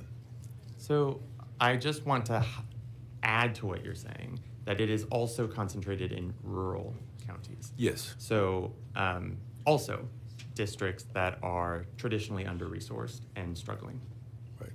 And that doesn't mean we shouldn't fix it, though, right? Does it? No. Oh, okay. No, I just wanted to add Okay. to what you're saying, that inner city schools, absolutely, but also our most rural counties and districts. And so we should do something that addresses the problem. Yes, and from what I'm hearing in my interviews, I've spoken with several district leaders from small rural towns where a very high proportion of their newly hired teachers are uncertified, and that's because they don't have any other choice. They don't have enough of the certified teachers available who want to go and live where in their rural towns, right? Who will. And that's true about inner city districts too, Yes, because it inner is. city schools, many people don't want to go there because they perceive them as being a Right. discipline problem. And also, go ahead, A sorry. difficult problem. If you're looking at teacher incentive allotments, for example, the measures we use to grant teachers that supplement, you know, they don't see a success rate Right. at the inner city school, which may be more difficult to teach at. But that's compounded by the fact that we disproportionately place uncertified teachers there. And yet some school districts have chosen to do just the opposite. I think Dallas, Steve did it in terms of moving a bunch of their highly qualified and certified teachers to their most difficult problem schools. And as a consequence, they corrected the problem. And how did they do that? Was it through incentivizing them to move through higher pay? Right. Another thing that I'm learning from my interviews is that a lot of the teacher pay in these rural areas are disproportionately lower compared to the rest of teachers, say, from urban, suburban schools. So that's Well, that's another why issue. Chairman King and I are such good friends, because we represent the same districts. Yeah. And then, just to add, if you are interested, I've also done a study and have a working paper looking at the positive impacts of the teacher incentive allotment on achievement and on teacher retention, and it's high enough to where there's potential to close that achievement gap based on racial and ethnic lines. Right. But you can't send just one teacher to a campus. Correct. Which you've got to send a whole team of teachers to that campus. Correct, and that's why I think Dallas ISD in particular is great to look at, because it was a holistic approach that became the foundation for HB3 and the teacher incentive allotment. Right, okay, thank you. And one of the things, can I No, go add a ahead. point? So one of the things that we've been looking at recently is the concept of grow your own traditionally has been a district working to grow their teacher supply. And what we are looking at and interviewing school district leaders about is to find if there's a way to do, if not regional, then clusters of school districts to get them to work together on a grow your own as a group. Because the teachers in one school district may not stay in that school district, but they may go to adjacent school districts. So whether it's a rural community, a small town community, or a inner city community, if you can get multiple districts working together to develop a grow your own program that feeds that geographic vicinity, the research that we're getting right now implies that might be successful at helping both rural, small town, and city schools. All right. Representative Schaefer. Oh, I'm sorry. Chairman. No, that's fine. Representative Schaefer. I think we need to look at who is pursuing education degrees. And if you look at the SAT scores of students who are pursuing education degrees relative to all the other degrees, and particularly, the SAT's got three main components: reading, writing, and math. If you look at the reading scores on the SAT of students entering education degrees, they're at the bottom. So we're taking the poorest performing students in reading on the SAT, and that's who's getting the education degrees.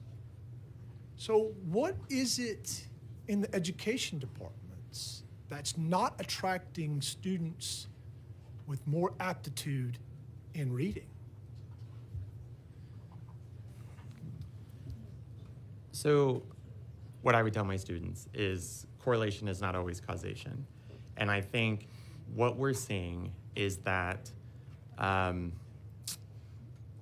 one, particularly the data point with the lack of bachelor's degrees among our uncertified teachers is concerning and an indicator that, yes, like you're saying, having that content knowledge is important. But I would also say that in contrast to, I think, that data point that you're talking about, we still find that our traditional programs produce the highest quality teachers in terms of retention and achievement. Okay, but going back further in the training in the recruitment pipeline, y'all each represent a Department of Education, correct? Why aren't the departments of education in our universities attracting brighter students? So what we have done in the College of Education at Texas Tech is we've innovated. And that is what I have been seeing in my research is a commonality. It's not about sector, it is about program components. And part of what Texas Tech has offered in our college is residency models that became the foundation for US Prep, for example, to support these types of programs. And it's because, right, like there's always gonna be a place for that person who has always wanted to be a teacher, even if it's less, right, than it now than it has been before. But I would say, to your point, to attract folks who, for example, I'm not gonna say I necessarily had the highest SAT score, but there was a time where I was considering becoming a teacher. And I said no, because mainly the idea of just not working, right, and not getting financial support, still paying tuition, that was something that I just wasn't interested in, right? And so that's, I think, some of the potential that these more innovative models offer. Yes, you may not be making a full-time salary if you're doing a residency model, for example, but you could be getting, right, tuition remission, you could be getting stipends. There's lots of potential to innovate in that space. And so I just want to compliment, I think, what you're saying, that we have to start rethinking how we are conceptualizing the teacher pipeline. Well, I agree with that, but I mean, the recommendation from reading your handouts is to send people back to the Departments of Education to do more certification training. But yet the Departments of Education, if I'm looking at everything that's available in the university, and I'm wanting to find people who have more subject matter expertise, I'm gonna go look in the history department, the engineering department, the mathematics, the sciences, even, health department. These other areas of academic study are where your higher SAT scores are. I can speak to that. So I've done research on this myself, and there's mixed findings on the predictability of SAT scores on student success. I myself had very low SAT scores, and I managed to make it all the way to my doctorate. And I think that doesn't always define whether or not a student is going to be successful. I think going into a high-quality preparation program is going to give them the training and the skills that they need to be prepared to be a classroom teacher. I think focusing too on whether or not they get a degree, in math, yes, that's important, but also along the way, they're getting the pedagogical skills needed to be a good teacher. I think there needs to be both. And I think at Texas State, the secondary programs are primarily you major in the field to become the subject matter expert. I think UT is the same way. I don't know about Tech, sorry. But at Texas State, if you want to teach math, you have to get a degree in math, and then you have to learn how to teach it. Just because you know the content doesn't mean you can teach it. So at Texas State, the degree is in the content area with an additional requirement of learning how to teach that subject to the grades that you're going to teach. I just want to add one more point, kind of to this idea that we are wanting to send people back to departments of education. There's always that traditional model that you can picture in your head, but there's also models like Tech Teach Across Texas, where we have Texas Tech faculty, right, who are supervising and teaching a lot of folks, but it's not in Lubbock, right? They're distributed throughout the state. And my research suggests that these teachers can be really effective, but they're not just going back, I think, in the traditional way to departments of education. In many ways, the Department of Education is coming back to them or is going out to them. And we find in our research that these teachers are not only more effective by traditional achievement measures, they're more likely to stay, and they're more likely to represent their community in terms of demographics. Chairman Dutton. Thank you, Mr. Chairman. I hope this question doesn't get me in trouble. But I'm told that, yeah, that never stopped me before. I'm told that 75% of the people in the teaching profession are females. Is that true? 75 female. female? 75% of the people in the teaching profession. That sounds about right. Does that remain true in your all's programs as well? In the traditional programs, don't quote me on the numbers, but in the traditional programs in the universities, both undergraduate and post-baccalaureate master's programs tend to be predominantly female. The alternative certifications in the state have dominated in the male preparation. So the male candidates who want to learn how to teach are much more likely to go to alternative programs. And that's the point I was going to get to. Why is that? Why is that happening? I don't know the why. Are you all's programs not attracting males such that they go around you somehow or another, and then I'm not. Well, I don't. Like I said, I don't want to get in trouble with this question, but I'm trying to figure out how do we, whether or not that needs addressing, and if so, how do we do it? Well, so I don't know the why, and at risk of my answer getting me in trouble, I'm not going to answer the why, but I can say that these Grow Your Own style programs in particular, which Tech Teach Across Texas kind of resembles, are attracting more males than a traditional program. And so in some ways, I'm like, well, I see evidence, right, that a different model is attracting attracting a different demographic. And so, is there something about the program that's more attractive to males? I'm not going to answer why for risk of getting in trouble. Okay. I do want to acknowledge that is a very good question, and that we can find some research on that or find some answers possibly and get back to you. Okay, because I wonder if there's something we need to do as policymakers to help you in your program attract more males, because I remember one of my sons, when he was in elementary school, the only male on the campus was the janitor. And I just didn't think that was, I didn't know how to address it, but I wanted to do something about it. Because I didn't, it's a difficult proposition, I understand, but it's something we ought to at least address with our eyes open.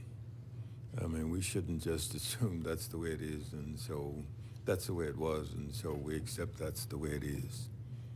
And so if you all have got some suggestions for us, I'd certainly appreciate it. Well, we know one subject area where males are about evenly represented is career and technical education. So I think we've seen some decent evidence showing that attracting these industry professionals to the high schools in particular is great. That would allow more males to be on high school campuses. But, you know, to your point, I don't think we know a lot about some of the different content areas and grade levels. All right, thank you, Mr. Chairman. All right, Representative Harrison. Thank you, Chair, and thank you, panel, for being here. I appreciate it. And actually, when I referenced a Texas Tech study a few minutes ago, I had no idea the author would be here before us, so I think glad to see that. I do want to, before I get into my questions, I want to pick up on something Representative Shaver said. I did some Google searching here real quick on the caliber and the quality of colleges of education across the country. The data I'm about to read are not specific to Texas, but I don't have any reason to think it's different here. This is from an Economist publication a couple of years ago, and I'm going to read 2 sentences from it. Students who have chosen education as their major have the lowest SAT scores of any other major. And I'm aware from your comments on that a second ago that the data are mixed on the predictive value of that. But I'm going to read the second sentence because it speaks to outcomes. Students who have graduated with an education degree earn lower scores than any other major on graduate school admissions tests such as the GRE, MCAT, or the LSAT. So to the extent that we care about getting the best and the brightest into our classrooms, it seems the data are showing us that products of colleges of education, unfortunately, are not it. So I just wanted to highlight that and get that on the record. One question I would like to talk to you as the author of the Texas Tech study, because one of the concerns that I have when we're extrapolating a lot of data on this whole certified teachers versus non-certified teacher front is, and talk to me about this, uncertified teachers, and this is just the nature of when the laws and the statutes were changed in Texas being relatively recently. I am concerned that a lot of the concerns about uncertified teachers and the quality of uncertified teachers is actually just reflecting a variable in the data that might have more explanatory power, which is experience in the classroom. Can y'all speak to that a little bit, and whether I should or shouldn't have that concern about the concerns that the data are reflecting on uncertified teachers relative to their certified counterparts? Does that question make sense? Yes, totally. And go ahead. And that's why when we did our study, we looked at first time in the classroom teachers. Mm-hmm. It was, we compared, we equated them on experience. Yeah. And we looked at fully certified, fully prepared, brand new teachers against interns who were first time in the classroom as an intern versus unlicensed people who were first time teachers of record. Yeah. And the unlicensed were by far the lowest performing. The students lost up to 3 months of learning relative to the ones who were fully prepared by a university or. Yeah, no, that makes sense, and I'm glad that your methodology took that into account. One question, though, predicated on your study, your response just there, as well as one of your conclusions on, it's number 6, that no impacts from uncertified teachers with classroom experience were seen. So my question would be, and maybe the data, we just don't have it yet, but wouldn't it be rational to assume that this delta reduces over time? Because if you get kids in the class, well, feel free to disagree with my contention. Sorry, but I mean, if you're saying that even in your data, which you assert compares apples to apples, and I'm happy to stipulate that for discussion, you're still saying that there were no detrimental impacts from uncertified teachers if they had prior classroom experience. Right. So wouldn't these uncertified teachers, by definition, like it's axiomatically true, the more time they are in the classroom, they therefore have more time in the classroom? Yes, so I would agree with you. It is about preparation features, not sector. And so I think you are correct that just treating certification as a homogeneous does not vary in terms of how these teachers are prepared or how effective they're going to be is the research would agree with you. And so when we think about, for example, there being 1 in 4 teachers in our state being prepared fully online, clicking asynchronously through PowerPoints and not getting the supervision they need in the placement, that is something that supports your point.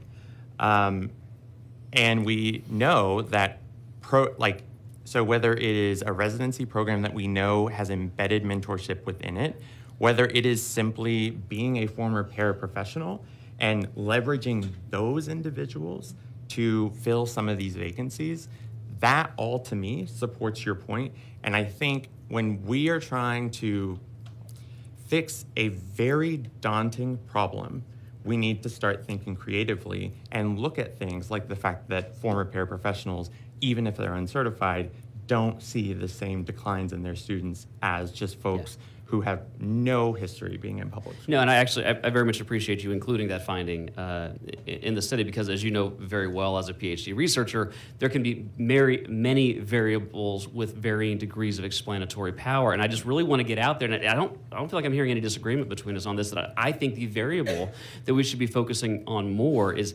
caliber and type of subject matter expertise, training, and experience in the classroom. I think those variables would be borne out in any type of multivariate regression to show more explanatory power on explaining why certain teachers do better in the classroom than a myopic focus on a piece of government paper that says certificate on it. Based on all of my research in the state, I agree with you. Love it. I think I should stop there, but I'm not going to. Because I do want to just drive one more point home, because your study, by definition of the way you set it up, focused on newer cohorts of teachers, and I want to talk about what the empirical data would show over a longer period of time on the impact of certifications. Do you know? And it's okay if you don't. I don't know exactly. What are the total number of teachers in Texas that are certified versus uncertified? I know with newer it's a lot higher, but what is the total number roughly? Do you know? It is, yeah. I was able to find a Dallas Morning News report saying it's about a third. Is that in the ballpark? That sounds okay. So it's let's just for discussion, it's less than half, and presumably the further back you go, the percentage gets higher. Teachers teaching with certification. Okay. It was discussed yesterday from some of the TEA witnesses. I think it may have been the commissioner, although I can't recall, that mathematic attainment is the highest predictor or the variable most highly correlated with expected higher incomes throughout somebody's career, which seems very plausible and intuitive, although I didn't check it myself. So let's talk about mathematic attainment in Texas. And it's not super new, but relatively new. But according to the National Assessment of Education Progress, NAEP data, something that many researchers refer to as the gold standard of educational assessments, the average of Texas 8th graders that can do mathematics, so not reading, not English, ELA, mathematics on or higher than grade level is 23%. You can look it up. I know it sounds too terrible to be true. You agree. You know that's correct. So these are 8th graders, students who have been in the system for at least 8 years. So we're talking about teachers going back 8 years, but presumably the data have hovered there for some period of time. So presumably, would I be correct that the majority, not even half, but the vast majority of their mathematics teachers would have been certified? Yes, they are likely to be certified, but not in math. Oh, I like that answer a lot. But I want to hang on to your first affirmation, though, because it really matters. Not an affirmation that you're agreeing with me, but just that you've responded in the affirmative, that the vast majority of mathematics instruction that Texas students have received have come from teachers who were certified, and yet not even 1 out of 4 of them are proficient in mathematics. So I do think it's necessary for us as policymakers to take that into consideration when we are weighing exactly how much emphasis are we putting on a government piece of paper that says certification. And I don't think there's any way around that. And I'll just close with this one question, because, I mean, you've asserted that most of these students are being taught by certified teachers. Not even 1 out of 4 of them are proficient in math. And I want to go back to a question that Representative Schaefer, I think it was an implicit question, but I would like to make it explicit. What are we doing, especially given not the prospective ACT data, but also the empirical outcome data? College of Education students perform worse on graduate entrance exams than any other degree. What are we doing? What can we do Because you said yes, and they primarily don't have mathematics as their field of discipline when they're at undergraduate study. What are we doing to get prospective teachers into the teacher pipeline where they can spend their years being in training focused on mastery of an academic discipline such as mathematics? And I'll close there. I can respond to some of those questions. Thank you for your questions. I think so you're making the point of the student learning has declined in math, right? And a lot of the teachers do not have certification in math. However, what you've also seen over the last decade is a decline in teachers coming from university routes and an increase in teachers coming from alternative routes. And now you're seeing an even greater rise of putting teachers in classrooms without preparation or certification Hang on, I got to all. clarify that because you mischaracterized my question. I didn't say it was because they weren't certified in mathematics. There isn't a distinction in certification. Like, it's not like your 7th grade teacher has a choice in the state of Texas to receive a mathematics certification. They are certified or they are not. And my point is the implicit expectation is if we have a teacher and the state of Texas is giving them a stamp that says you are a certified 7th grade teacher, the expectation is that that teacher can teach 7th grade math. We don't give them a separate certification for math and a separate certification for English and a separate certification for history. Yes, we do. They're certified. But hang on, though. Hold on. Not at these levels. Hold on. No, not at these levels. Yes, we do. So, okay, go ahead and talk to that real quick, though, because let me tell you what, though. Even if let's go with that. The teachers that were teaching mathematics, were they certified in mathematics? Ask anybody from the audience right now that just said. No, but hang on. Okay. So you're telling me that because he answered my question a second ago. This is really important. Because unless you're going to assert that the vast majority of teachers who were teaching math in Texas were doing so illegally and without a certification, which I don't hear anybody saying, then they were in fact following the appropriate certification procedures laid out by the state of Texas. No. Go So I think it's important to clarify that in Texas we have a Math 712 certification, Okay. and it's separate from but the for the English first- 712 Got certification. it, but for the first grade, second grade, third grade, fourth grade, fifth grade, sixth grade, seventh grade, they're assessed in 8th grade by NAEP. Less than 1 in 4 of those students, when they are given those assessments, are at grade level in mathematics. Understood. Thank you. That's the relevant point. And every one of them have been taught by teachers who were appropriately certified to teach that area of academic rigor. And that's where the data don't support that claim. So up until 6th We were doing grade. so good up until this So point. up until 6th grade, that might be the case. After 6th grade, there are certifications for math in 4 through 8 math. Correct. And I didn't feel the need to nuance it's the last 2 years because the argument would have to therefore be that for the first 6 years, every kid in Texas is proficient at mathematics. But somewhere between 7th and 8th grade, it goes from 100% to 23%. And I can't imagine anybody making such an absurd contention. No, I would not make that. Yeah, I didn't. But I think it was important to clarify that there are a lot of people teaching math in our schools who were licensed in a subject other than math, but teaching math. So they're licensed to teach English and social studies, but they're teaching math. And I readily grant that, but especially given how disproportionately consequential mastery of mathematics is, we're failing them. And we are failing them with teachers who are in fact certified. The data, that is unambiguously true. So just to add one data point, because I think we've been hating on our education majors a lot, is that, nobody's hated on any major. People have discussed data from colleges of education. I kid. Not any particular individual. Right. So I think one of the things, and I don't think you disagree with this, at least what I'm hearing, is that the mentorship and the time in the classroom matters. Yeah. So where are our content experts and where are the folks who can provide that type of mentorship? And they are in certification programs. So you are correct, and again, someone who teaches causal inference, uses econometrics in all of my studies. I am always hesitant to prescribe an exact policy, an exact paper, as you say, like a certification. But I do want to draw attention to the fact that I don't think we should necessarily discount certification programs because a lot of the folks, and this sounds like the feature you are talking about, are in those programs. And what I think we need to be thinking about, instead of disputing, necessarily a piece of paper, is thinking about what that paper represents.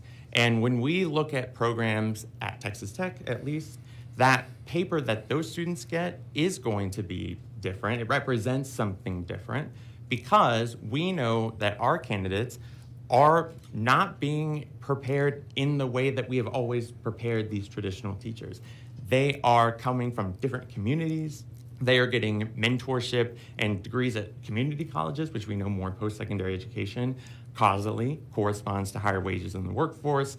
And so I would encourage us, instead of, fixating on SAT scores, ACT scores, fixating on, content measures, to really think about where are the folks who can support these people to take that 23% and get it much higher to where it needs to be. Yeah, and by the way, just for the record, I've actually thoroughly enjoyed the dialogue and the back and forth here, and I actually think there's a lot of agreement in the main presuppositions or the main points. But I just want to go back to what Representative Schaefer said a second ago, because this is critically important.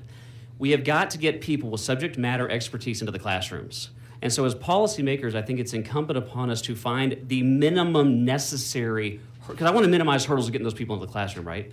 Understanding that you guys, I think, are making a valid point that with, and it sounds like a relatively low bar, get these people some units of classroom experience. A little bit of paralegal experience, for example, whatever. We need to minimize the bar. I'm not saying literally to zero, but I feel like too many of these recommendations are pointing them back into a very costly, very expensive, and best I can tell, it doesn't even check the box. Go sit in a college classroom for another semester or 2 more semesters. That doesn't even seem to be solving the problem. You've given us a solution, a little bit of classroom experience. Yeah. Go, bring your expertise, let's get you into the classroom and let's go. And I just want to clarify, I don't think you'll see that in any of my recommendations. Good. I don't fixate on going... It's on all the papers that were plunked down in front of us a few minutes ago. Well, not my policy brief. No, it is not in your research paper, that's correct. Right. It's in the It is here. focused on malleable factors that you are exactly right, policymakers should be thinking about from a research perspective, which are things like grow your own programs, things like high quality residency programs, and thinking about ways to support districts, not overburden districts, as we continue to think about. It is not in your research paper, Grant, but it is in both of the key recommendations here, is to go back to universities for very expensive and time-consuming education coursework. Thank you, Chairman. Thank you, panel. Really enjoyed the discussion. Wow, that was a good one. I just like to state for the record that, subject matter expertise is important, but I know I had a professor in college at Texas A&M that won a Nobel Prize, and heck, he wrote the book. I didn't learn a dang thing in his class. And so, I mean, I think, but smart guy. But anyway, I think teaching's a little more nuanced than that. But the other thing I think when we look at this, and to your point, Representative Harrison, is obviously at 8th grade, kids must do better than that. Right. But let's think of it this way. We tend to think about as if we are testing the same 8th graders year after year.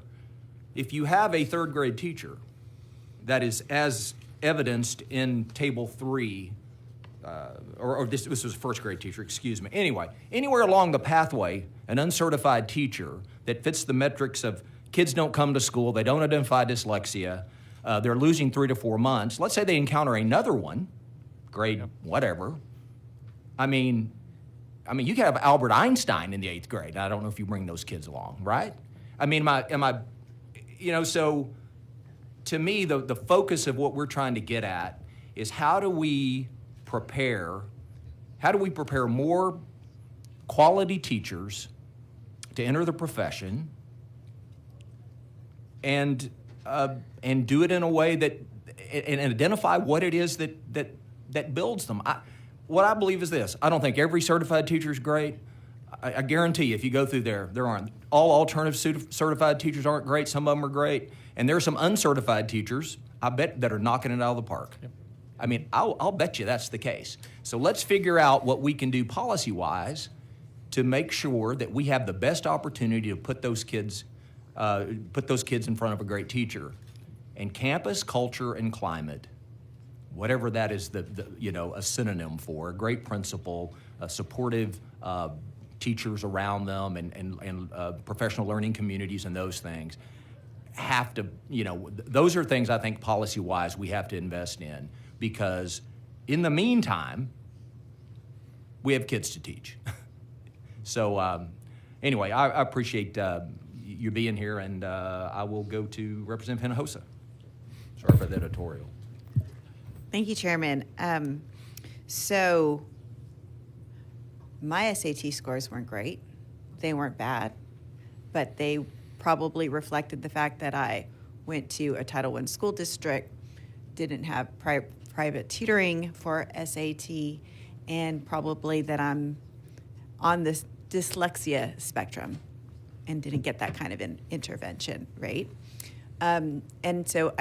But I'm brilliant. So I'm not sure that we should be dissing our teachers because they don't score the highest on the SATs, if that's even true. I don't know. If we're going to judge people based on their SAT scores as a society, maybe we should be investing in tutors for all of our students in public schools for their SAT, because if that's important, then we want to make sure everybody has those same opportunities. I got a tutor for my own son, and it did help his scores pretty dramatically. So, but that aside, I happen to have NAEP scores in front of me, and I don't presume to understand how this all works, but if I look at NAEP scores, we used to knock it out of the park in math compared to national scores and compared to New York, actually, which is a comparator that I know the TEA often likes to use.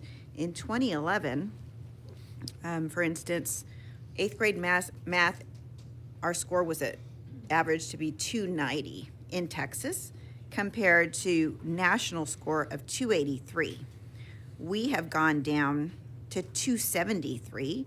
The last numbers that I've seen, which were 2022, which also, what I'm hearing, coincides with the fact that we have less certified teachers teaching our kids. Now, I don't know if that's the reason, but the national score is 273 too. So whereas we used to be well ahead on 8th grade math in Texas, well ahead of the national average, our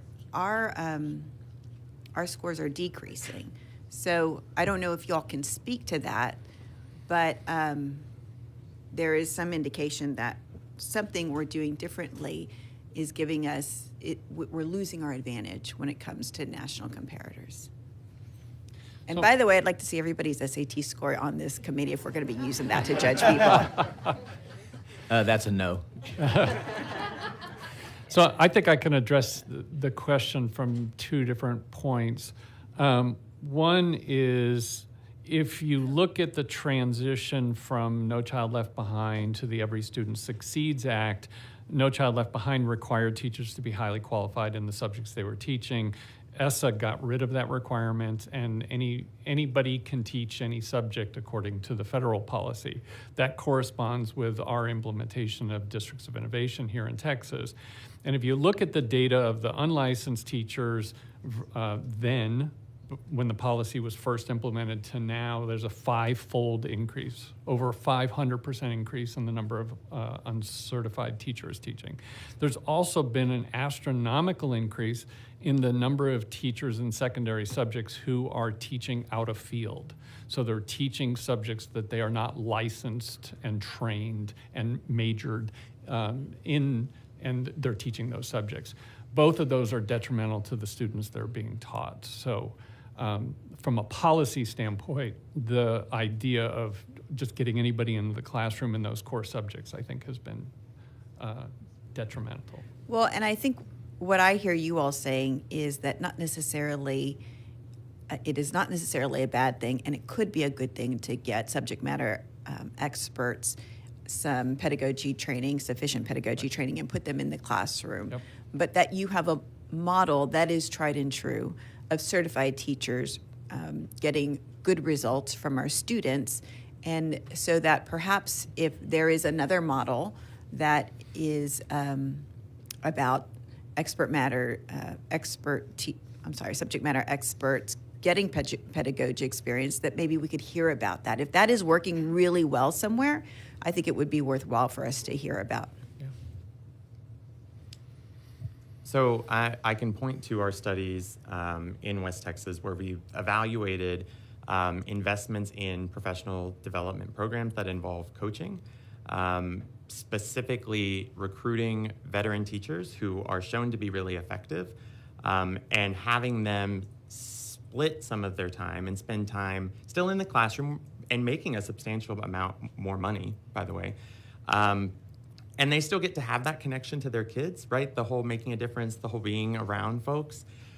But they want to use their energy a little bit differently, and maybe they don't want to go into administration. And in this opportunity, it's the Opportunity Culture Program, in case people are interested. It pulls these teachers in, and it allows them to also use their brain in a different way and mentor new teachers who are showing a lot of potential and a lot of excitement about coming into the classroom. And I think, our evaluations would support what you're saying. And sorry, I said that because these veteran teachers are content experts, but they're also pedagogical experts. Representative Tallarico, then we'll go back over there. Thank you, Mr. Chairman. And I wanted to build on your comments because the comment about the Nobel laureate in a college classroom not being able to teach, I think is something a lot of us, those of us who went to college, can recognize. And in my experience, I feel like this conversation has been very heavily weighted toward academics and subject matter expertise, which is super important. I don't mean to discount it. But in my experience, the question a teacher first needs to answer when they walk into a classroom is not, do you know the subject? Not, are you certified? Not, can you design a lesson? It is, can you manage a classroom? If there are teachers here, that is the most important question, because none of the other questions matter if the answer is no to that one.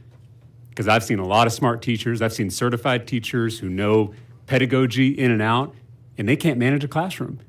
I mean, fundamentally, a teacher is a leadership position, right? You think about Fortune 500 CEOs, it's helpful if they know the subject matter of the company they lead, but mostly it's, are they a good manager? Are they a good leader? Subject matter expertise helps, for sure. It's important for teachers, especially in these specialized fields like Representative Schaefer was talking about earlier, CTE, these things. But I don't want us to lose sight that being a teacher is really about leadership. Can you lead a classroom? Can you manage a classroom? And I bet the teachers that I talk to regularly in my district, the reason they're thinking about leaving is behavior and chaos in the classroom. And I just don't think that we as a committee are talking enough about, are we equipping our teachers to manage, to lead a classroom? And I remember my mentor teacher my first year told me that old adage about kids don't care what you know until they know that you care. And relationship building, it's everything. Everything flows out of that. And so I'm curious from the panel, how does certification play into that? Because I'm sure there are certification programs that train teachers on classroom management and do it well, and there are some that probably don't.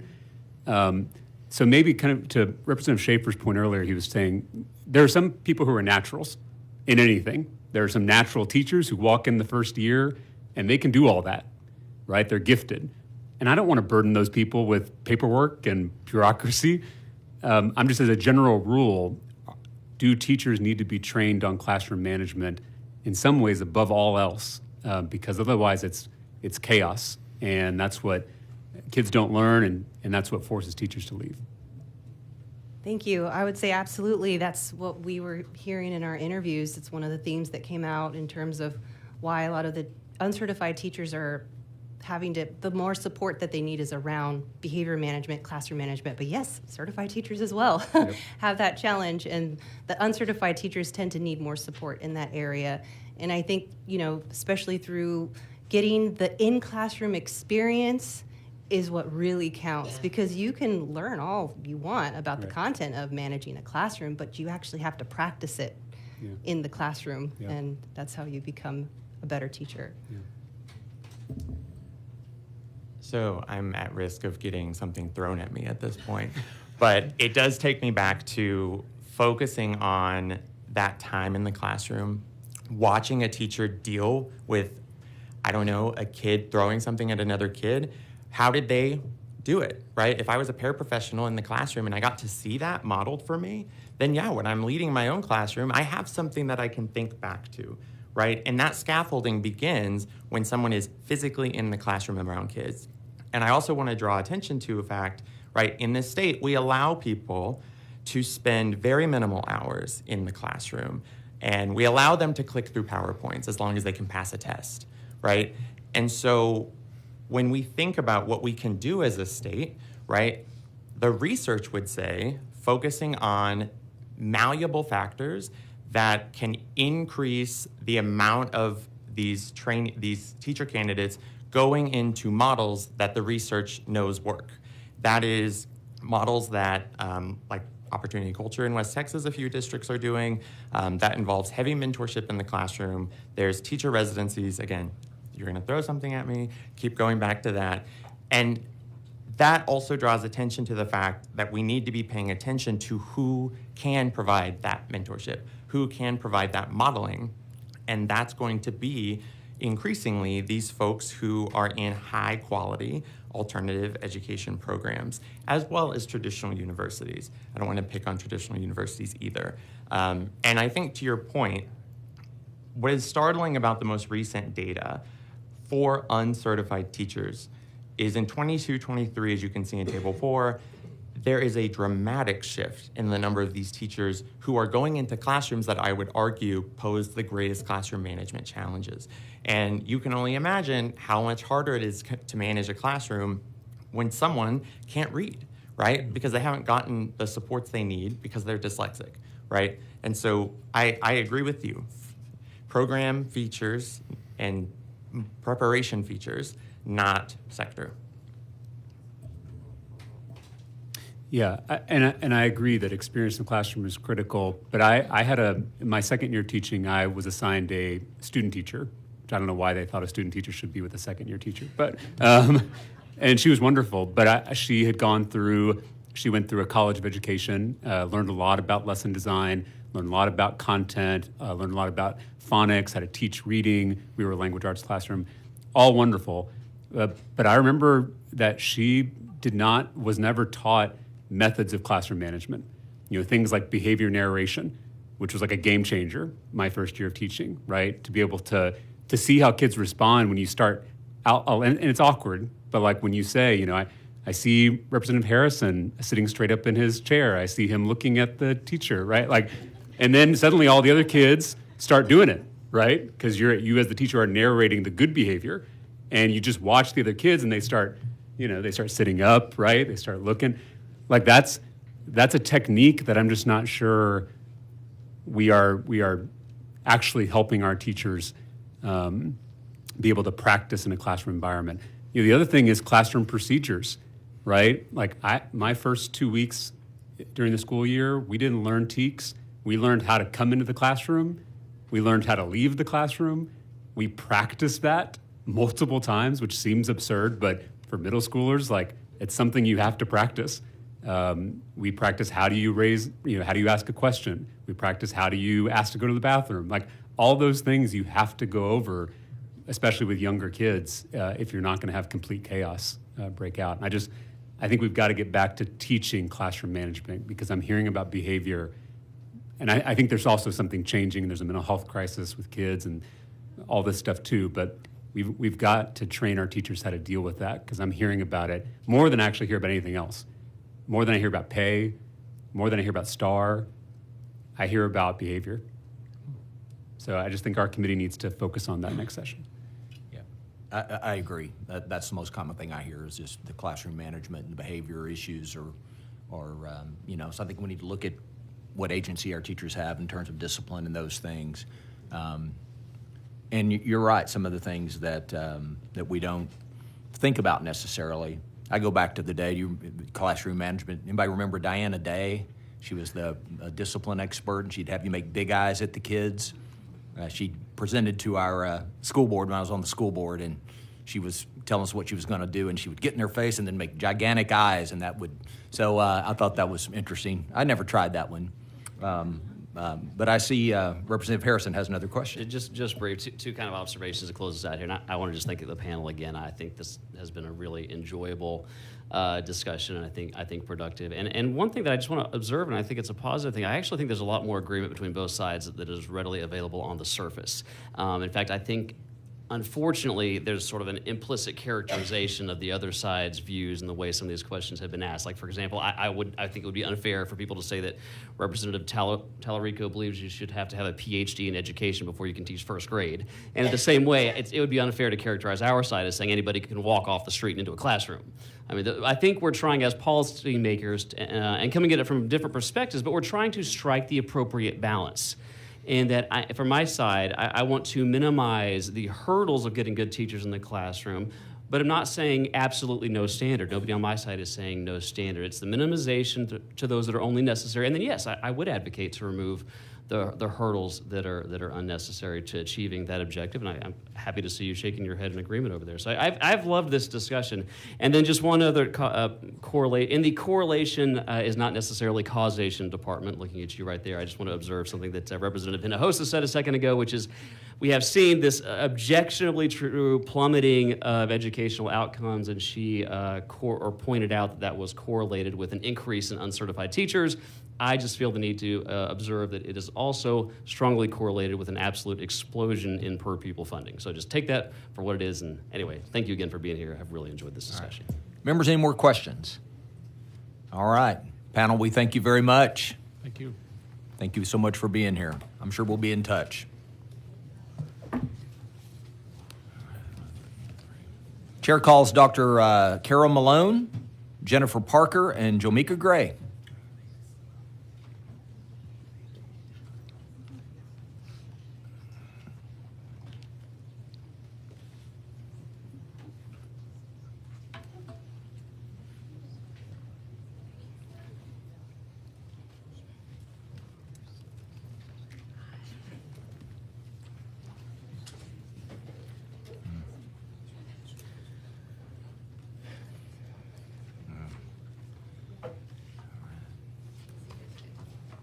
All right, thank you all for being here. I'm gonna go through the what we have to do here. I show you registered as Jomika Gray.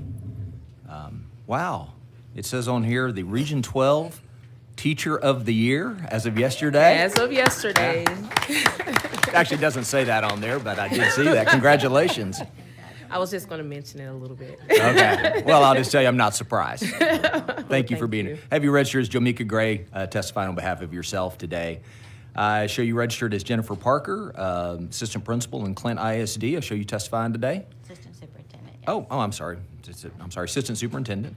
And I show you registered as Kara Malone, Assistant Superintendent of HR for Hutto ISD. Is that correct? All right. We'll kick off with Ms. Gray.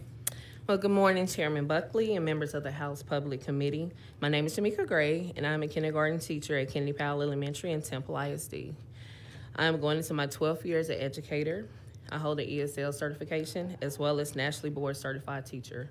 I am also a Teach Plus Texas Senior Policy member, and as of yesterday, the Region 12 Teacher of the Year for elementary. Thank you for this opportunity to give the testimony today. According to TEA data, 34% of newly hired teachers last year were uncertified. That means that many Texas students were taught by a teacher that had no formal training in pedagogy or child development, making significant tasks that are critical to our students' development in literacy, such as science of reading, a much taller hill to climb for novice teachers. Additionally, TEA data shows that uncertified teachers have the highest attrition rate, with 50% of them leaving after 3 years. While hiring uncertified teachers seems to be used by school districts to meet hiring demands based on workforce challenges, it doesn't seem to be physically or morally responsible one. As a teacher and parent, I know firsthand how this impacts students. When my daughter entered 3rd grade, I was not notified that she would be navigating this very important and critical milestone of her educational journey with an uncertified teacher. This meant I ended up spending countless hours supplementing instructions for my daughter, who has been identified as talented and gifted, in order to help her be successful. But in the middle of the year, I received a letter stating that she had a new teacher and that was hired, and I had got a chance to see all of her teacher certifications that was on that, which was something that was notably absent at the beginning of the year when she started. Thankfully, the skills and training I had as a National Board Certified teacher meant I was able to provide the support for my daughter and needed to fill the gaps until a qualified teacher was hired. However, many other students and family aren't so lucky.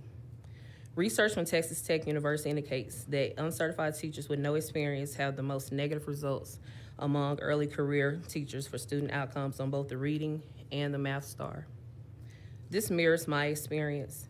As a lead kindergarten teacher, I supported an uncertified teacher who struggled to establish pedagogy practices and content knowledge. Despite my attempt to model classroom routines, lessons, and place an aid in her classroom, student data show regression in her students' social, academic, and emotional growth after 6 months. This contrasts greatly with my student teacher from last year, who spent the year in my classroom and received mentorship through her student teaching experience. She was able to bridge what she had learned at Texas A&M University as an education student and apply it into a classroom setting while being paired with a recognized certified teacher. This resulted in 80% of our kindergarten students mastering their end of the year goal. I would like to recommend that all families be informed if their child will have an uncertified teacher in front of them. Please consider creating more transparencies by eliminating the option to waive parental notification of uncertified teachers. As a high-quality teacher myself, I know the important role a family has in partnering with us to ensure that their child is getting the most effective education possible.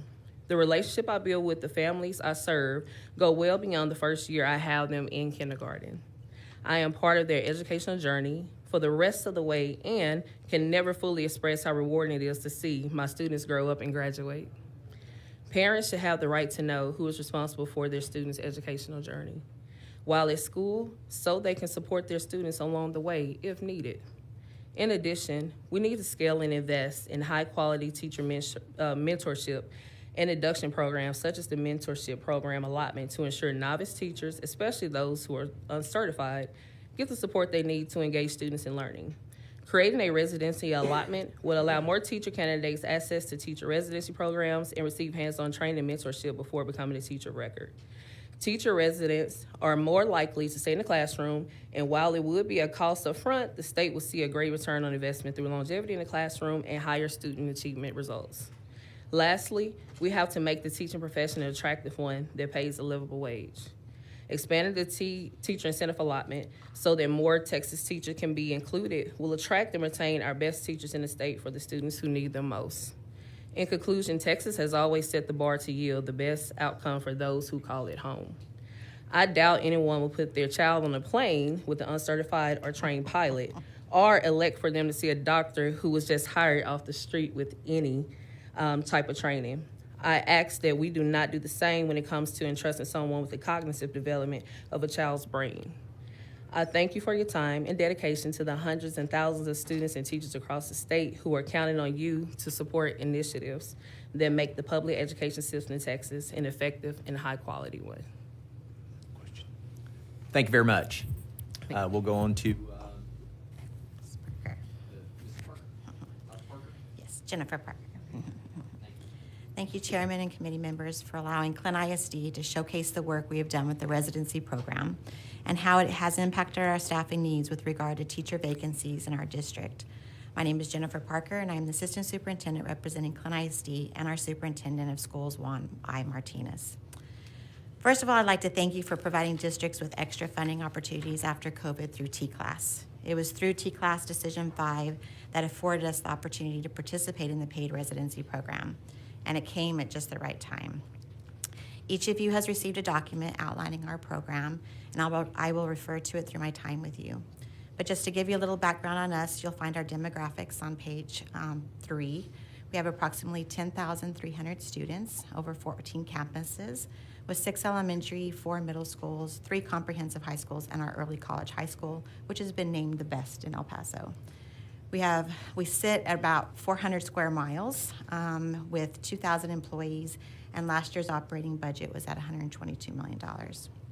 We have a 96% graduation rate and a 96% college and career military readiness, which we're very very, very proud of.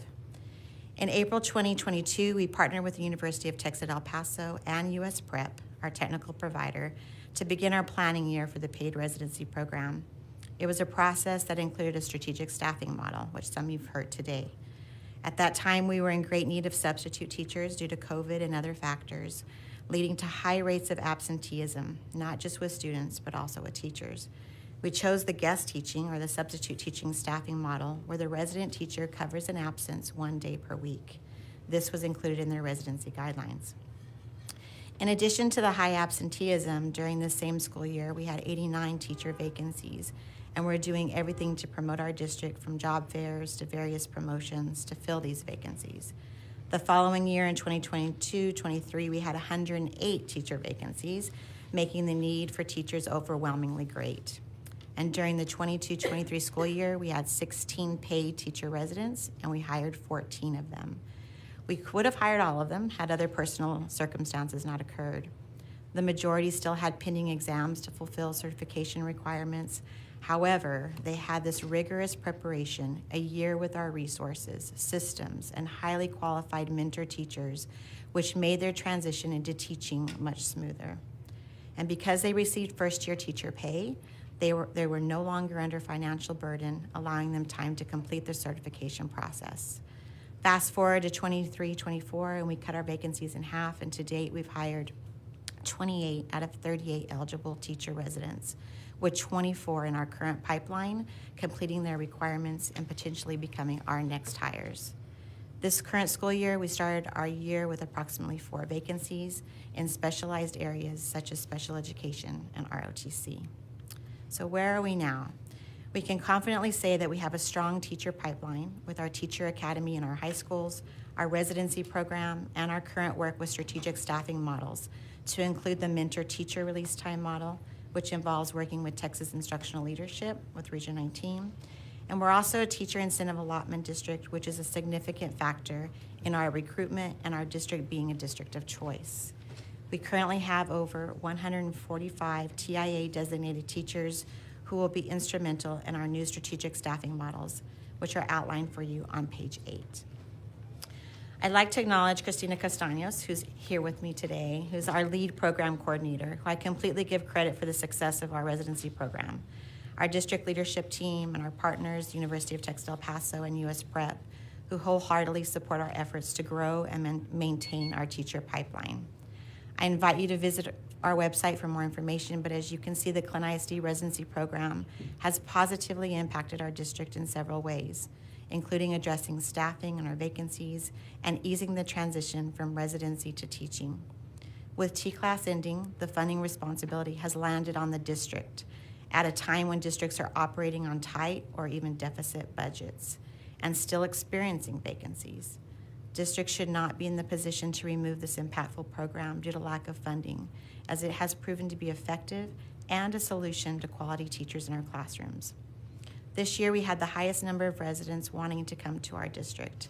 However, with limited funds, we were only able to accommodate 13 with district funds and 6 through philanthropic measures. We respectfully request that the paid teacher residency program be included in district funding so the teacher pipeline can continue to grow. Thank you for your time and consideration today. Thank you very much. Dr. Malone. Yes, thank you. Dr. Carol Malone, Assistant Superintendent of Human Resources. I propose to you today that perhaps the methods we use to bring teachers to the field and to retain them are no longer working, or at least not for every teacher. Between the fall of 2022 and 2023, Texas lost 13.4% of teachers, approximately 50,000. And while this number decreased to 12.2% in 23-24, Texas teacher attrition still remains a significant challenge. Only 77% of uncertified teachers remain in the field after 1 year and only 39% after 5. Yet non-certified teachers grew around the state for 2024 to 34%.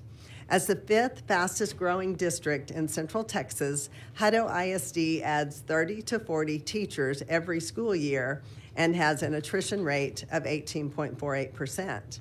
opening a new middle school this fall and elementary in the fall of 2025, currently designing a second high school and 9th elementary. The challenge to fill our classrooms with certified teachers continues. August 2022, Hutto had 42 vacancies, 26 vacancies in August of 2023, and 20 launching 2024. Since my arrival in October of 2022, we have added approximately 80 teaching positions. We have created multiple pathways to the classroom, including paid clinical student teaching, international teachers, job sharing, residency, and more. Equally concerning, Hutto ISD hired 122 teachers for school year 23-24 with 19.7% emergency permitted and 19.7% uncertified, up from 10.4 emergency permitted and 6.25 uncertified in 2022-2023. Hutto ISD participated in teacher residency for the past 2 school years supported by T-Class funds, partnering with Region 13 and Texas State University. Receiving funding for 20 residents each year, a total of 40, we received only 23 for the 2 years. We have hired 61% of residents, retaining 71% of those hired so far. While residency provides enhanced teacher preparation for students attending a traditional education pathway, it does not necessarily increase the number of teachers entering the field. In the fall of 2023, Hutto explored methods for recruiting, increasing the number in the profession, and retaining teachers. Our future teachers live within our campuses, our alumni, and our surrounding communities. They are missing the one major requirement, a bachelor's degree. In January of 2024, we launched a teacher apprenticeship program. 197 potential apprentices attended our kickoff. 96 applied, 70 were interviewed, and we began our school year with 45 teacher apprentices. Along with our Texas State teacher apprentices, that gives us 52. Apprentices are hired as employees filling positions. They are enrolled in college, and they receive 1/2 day of training every single month. They're involved in 4 different on-ramps. They come to us with 0 hours all the way to having a bachelor's, and they receive training every single month in which they go into classrooms under the direction of a certified teacher and replicate. They're also supported by a strategic staffing specialist, also with T-Class funds. On-the-job learning, education, and teacher training are all a part of our teacher apprenticeship.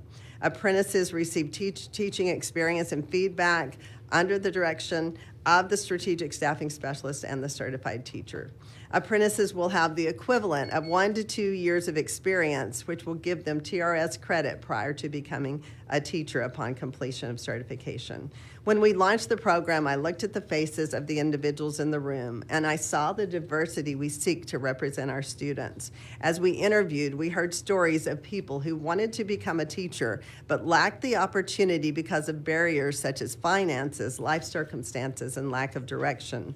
We do not have a teacher shortage. That narrative is not 100% correct. We have an opportunity deficit. People desire to become a teacher but do not know the path. And yes, we know that financial aid is available, but our candidates need to be employed full-time, need support in finding their pathway, and need to develop the efficacy required to stay in the field of education. True apprenticeship does not put an uncertified teacher in a classroom as a teacher without building prerequisite skills for success, and it requires the school district to take control of the issues faced in hiring high-quality certified teachers. Apprenticeship is not a quick fix, but rather it is a sustainable solution that promises to bring diverse, high-quality individuals to the field. And most importantly, it will allow us not only to add teachers, but to add great teachers to the profession. All right, thank you very much for your testimony. I believe Representative Schaefer has I'm sorry. Thought you had a question. Yeah, I did. You brought up the recommendation of informing parents when there being students in a classroom without a certification. So I have 2 questions for you. One, do you think the parents will understand the full context of that? And 2, do you think that they should be informed when their student is in a classroom with a teacher who is certified but has no training in the subject they're teaching? For the question, for the most part, for myself as a parent, I would have preferred to be informed at the beginning. I do believe that other parents do. They understand if their child is going to be in the teacher class uncertified. If you just explain it to them, like they're going through the process right now because they're in this content to learn about the content, learn about the pedagogy, to make sure that they're getting the experience that they need to be in the classroom, and therefore leave it up to the parent to make the decision if they want to trust their kid to be in their classroom or to be in a more certified teacher's class. Myself, I was okay with it at first, and once it went, because I didn't know at first. But because I was one of those employees at the school, the word travels fast. Like my daughter was struggling with class. And so, when I was able to look it up on the SBAC, of course, their name didn't come up because they didn't have the certification for that. However, the reason why I was okay with just still keeping her in there around October was because I was like, my daughter is GT. She's a gifted kid. She should be able to catch on. And so, but later on, like a couple months later, I noticed that it wasn't just my daughter that was still struggling. It was definitely a major issue than just this person stepping into a classroom and trying to manage a lot of kids. Like you said, Tellerico, that's like the main thing. Can they manage children? And this person came with a background of being a nurse, being applied like in science. She had a nursing degree already. But being in that third grade classroom, she just definitely, and even though she had children, it's just a totally different thing when you have 20 kids in a classroom.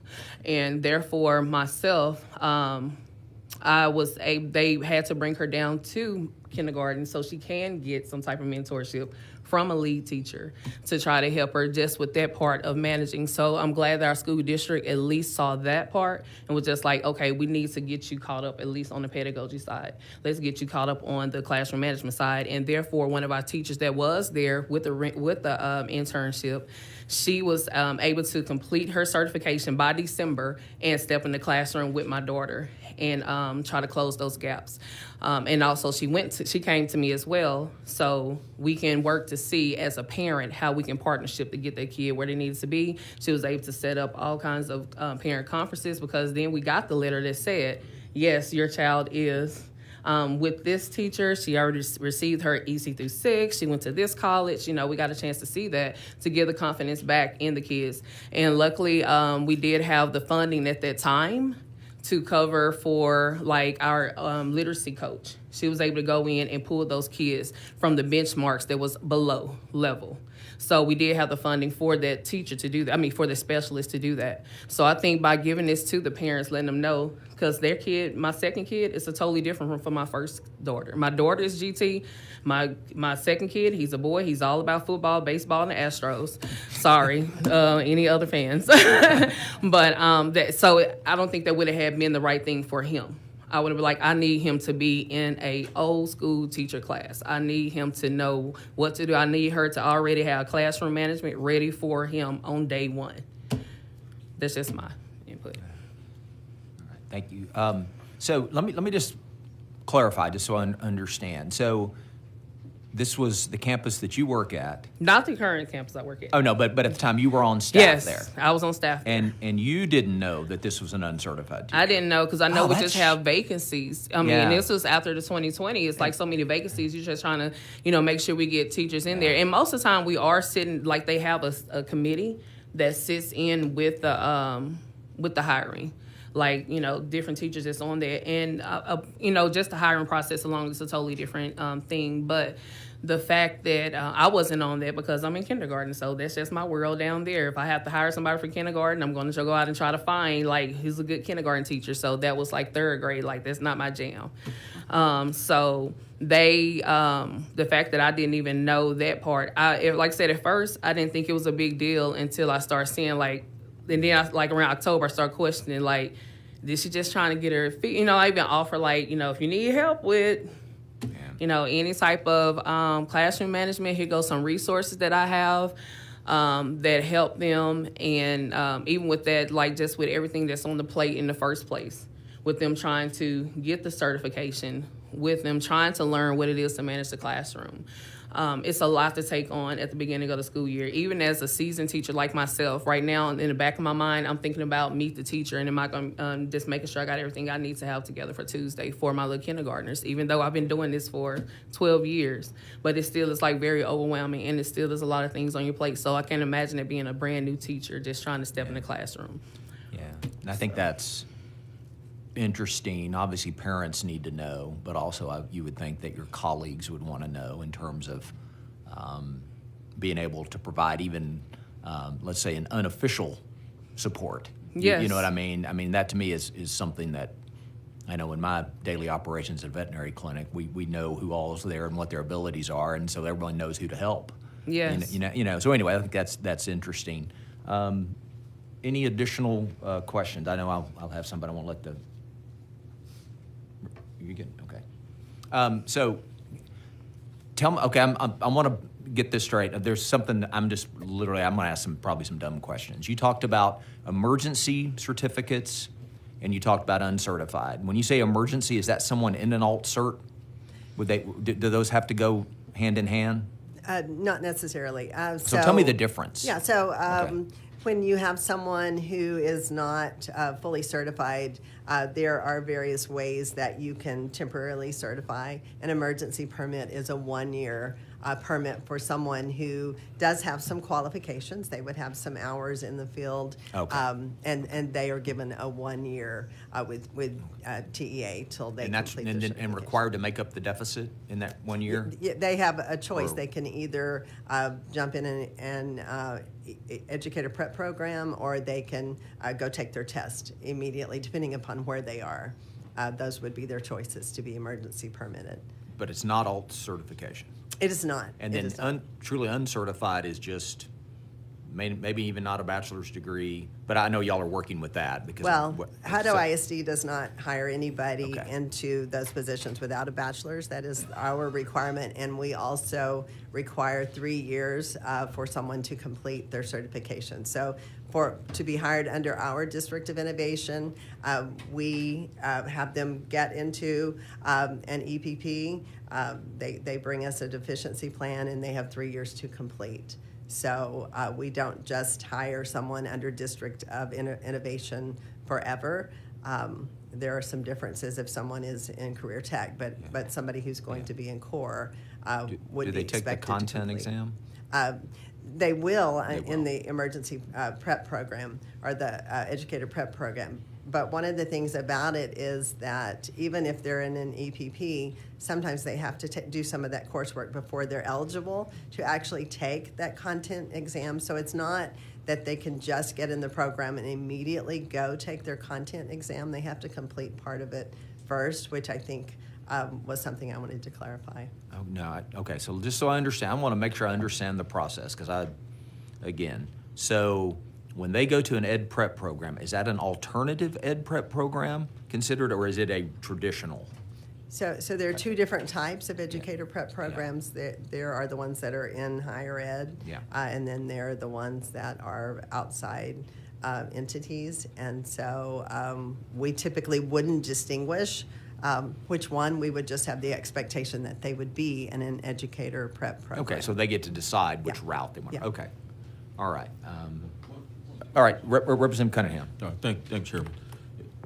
So your DOI folks, you said there is I guess a different path for like a 3-year before your tech people. How long?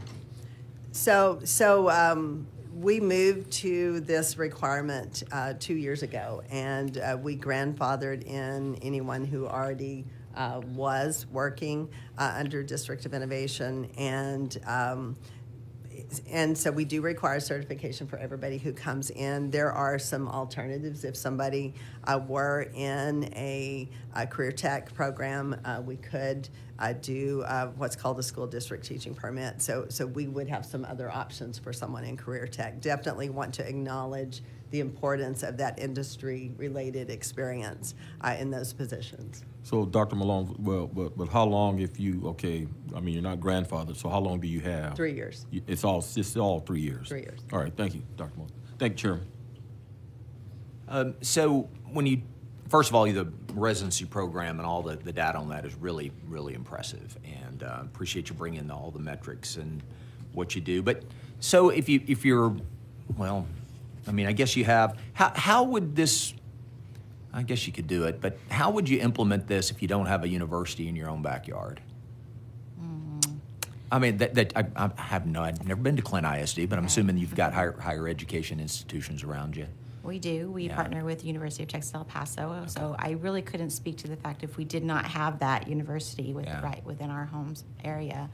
But because we do, we are able as a Region 19 area, to be able to share residents and build that pipeline amongst districts. Is a teacher resident, is their responsibility mainly learning like hands-on like a resident of other professions, or are they doing coursework at the same time? Sometimes most of the time they're doing coursework at the same time. They have one day a week where they have seminars with the university, but they go to the university for that, or do they come to y'all? Sometimes it's in our buildings and sometimes it's at the university. They really do try to accommodate them while in our area. But I do see it's just like the medical field. They're hands-on, they're in it. I was in a classroom just a week ago with other colleagues, and they weren't sure who the resident was and who the teacher was. And that's like the perfect scenario. Teachers were at stations, so it's just really benefited them to be in the classroom every day with that teacher. So if we go to an apprentice program, okay, I've kind of got that. I'm just trying to so tell me, you talked about 70 that you interviewed. So give me sort of in general the background of those folks and really what it looks like as they begin to go through the apprenticeship. Okay, and I would like to say, first of all, we've had our residency program for 2 years, and it's wonderful. Okay. And they're it's similar in model to what they do? Very similar. Okay. They are very prepared. And in a way to understand it, just think of a year-long, intense student teaching experience. So it's really kind of like that, and they truly see the beginning and the end of the school year. And when they do enter as their own teacher, they are very prepared. So the difference in that in apprenticeship is just an expansion of the residency program. As a fast-growth district, we needed more. Than we could actually. What's the minimum requirements for an apprentice? So an apprentice has to be, they can come with 0 college hours because we will help them get through. We will pay for their education. They have to have had some kind of experiences, so they really know they want to be a teacher. They have to be willing to be employed by the district. They have to earn and learn and be willing to receive a half a day of training every single month that they will go out and replicate under our certified teachers. So the difference in the two programs is just that we expanded our program to bring people from the beginning all the way through residency, and really with the belief that and I think we heard people talk about it today, those hands-on experiences in the classroom seem to be the one thing that makes a difference in how successful a teacher is. And so we're starting early.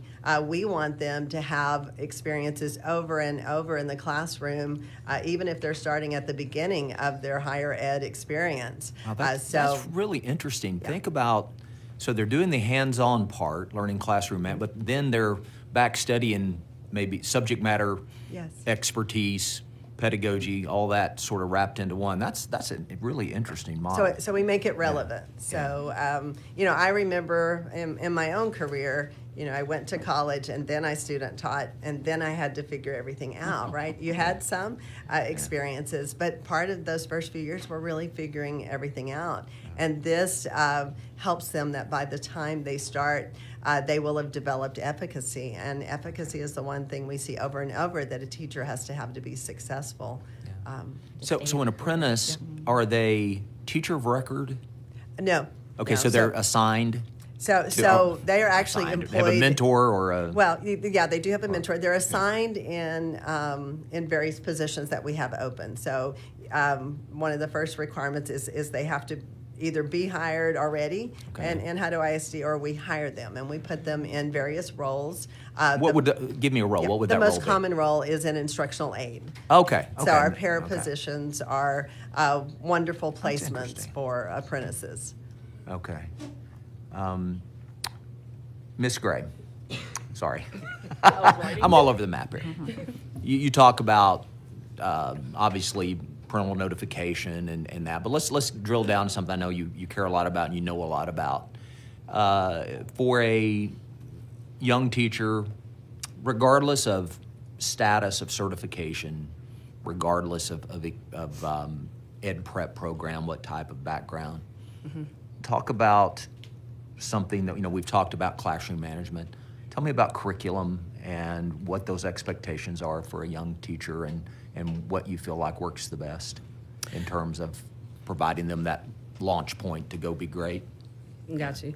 So this past semester, I did have a awesome teacher that came from a student teacher that came from a background of educators. Like her mom was an educator, the principal in our area, as well as she had a grandma and aunts. All those are in that area. So from Texas A&M, I'm just saying, just as an example, she did have the knowledge for doing lesson plans as well as pulling in the TEKS, which is the Texas Essential Knowledge and Skills.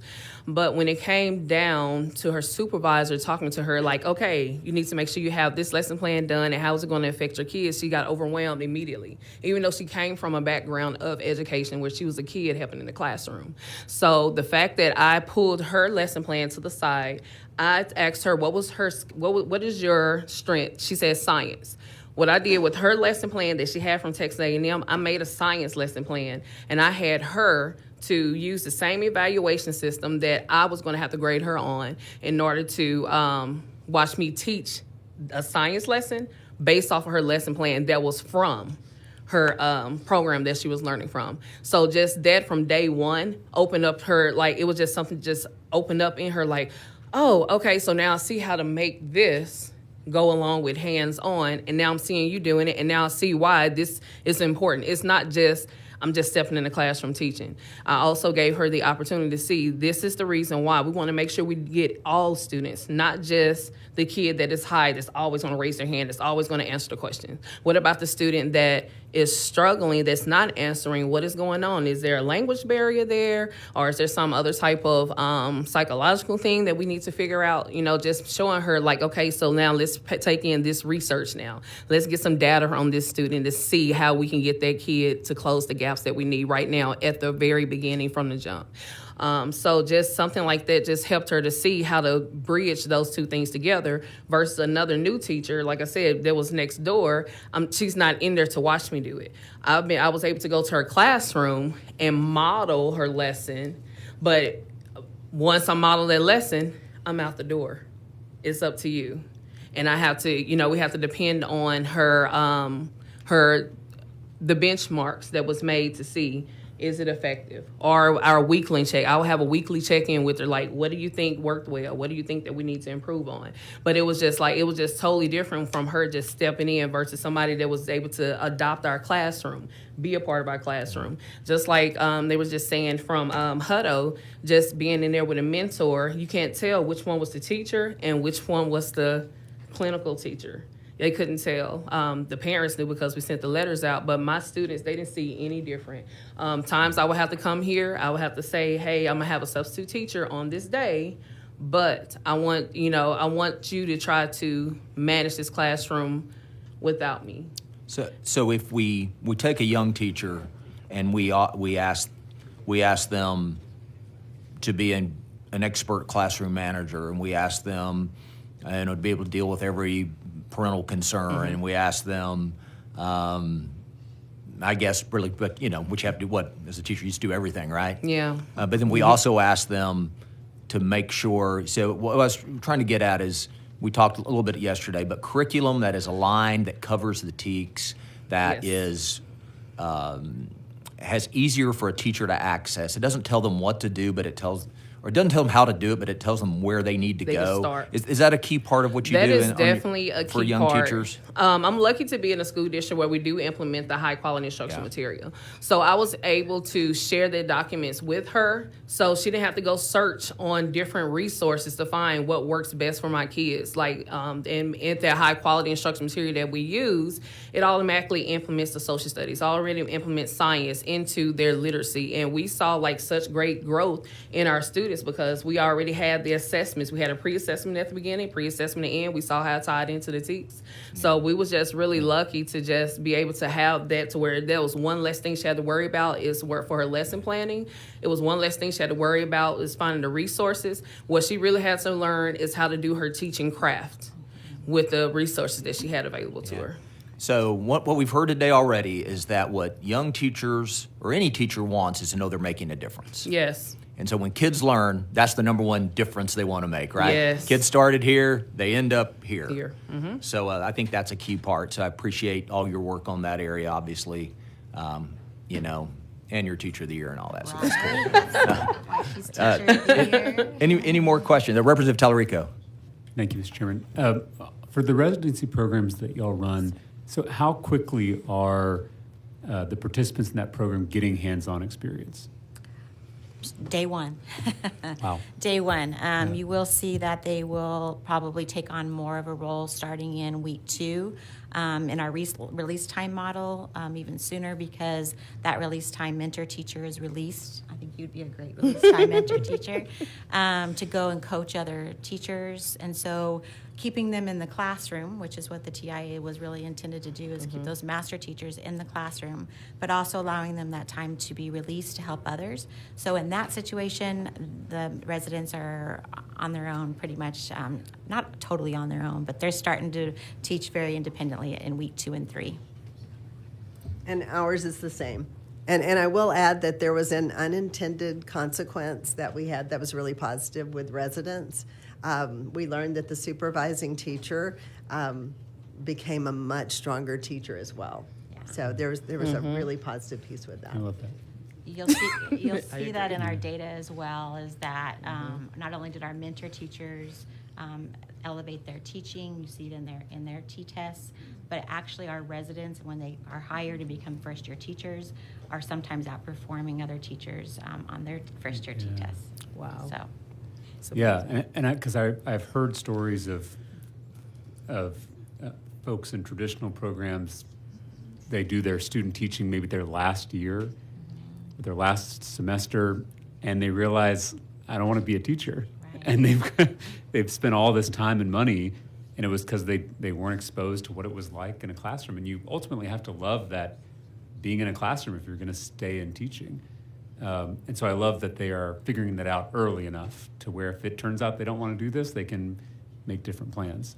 I think if I could add that being a first-year teacher, and I think you alluded to this with the planning process, all the different things that are put on your plate as a teacher, from learning how to use the grade book, to use accessing your resources. Paperwork. Yeah. All of that, and then classroom management. But if you have a year of that, and then you're lucky to be hired in the district that you learned all that in, then that transition is very seamless. Yeah. And your point about it helping the mentor teacher or the master teacher, I mean, I have asked teachers in my district what would be most helpful, and before they say a pay raise, which I know they also need, but before they say that, they say if I could just have help in the classroom, an extra hand, an extra pair of eyes, right? So I just see this mutually beneficial in so many ways.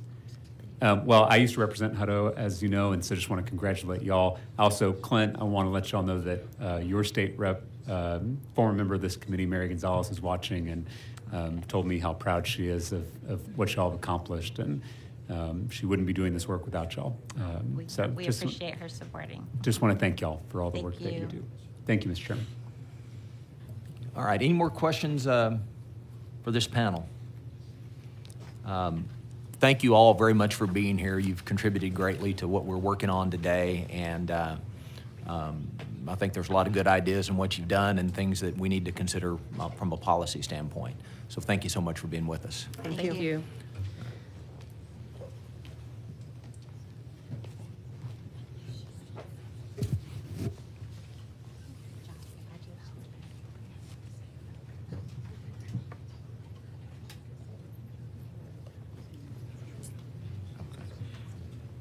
Chair calls Dr. Joshua Jones and Dr. Stacy Edmondson.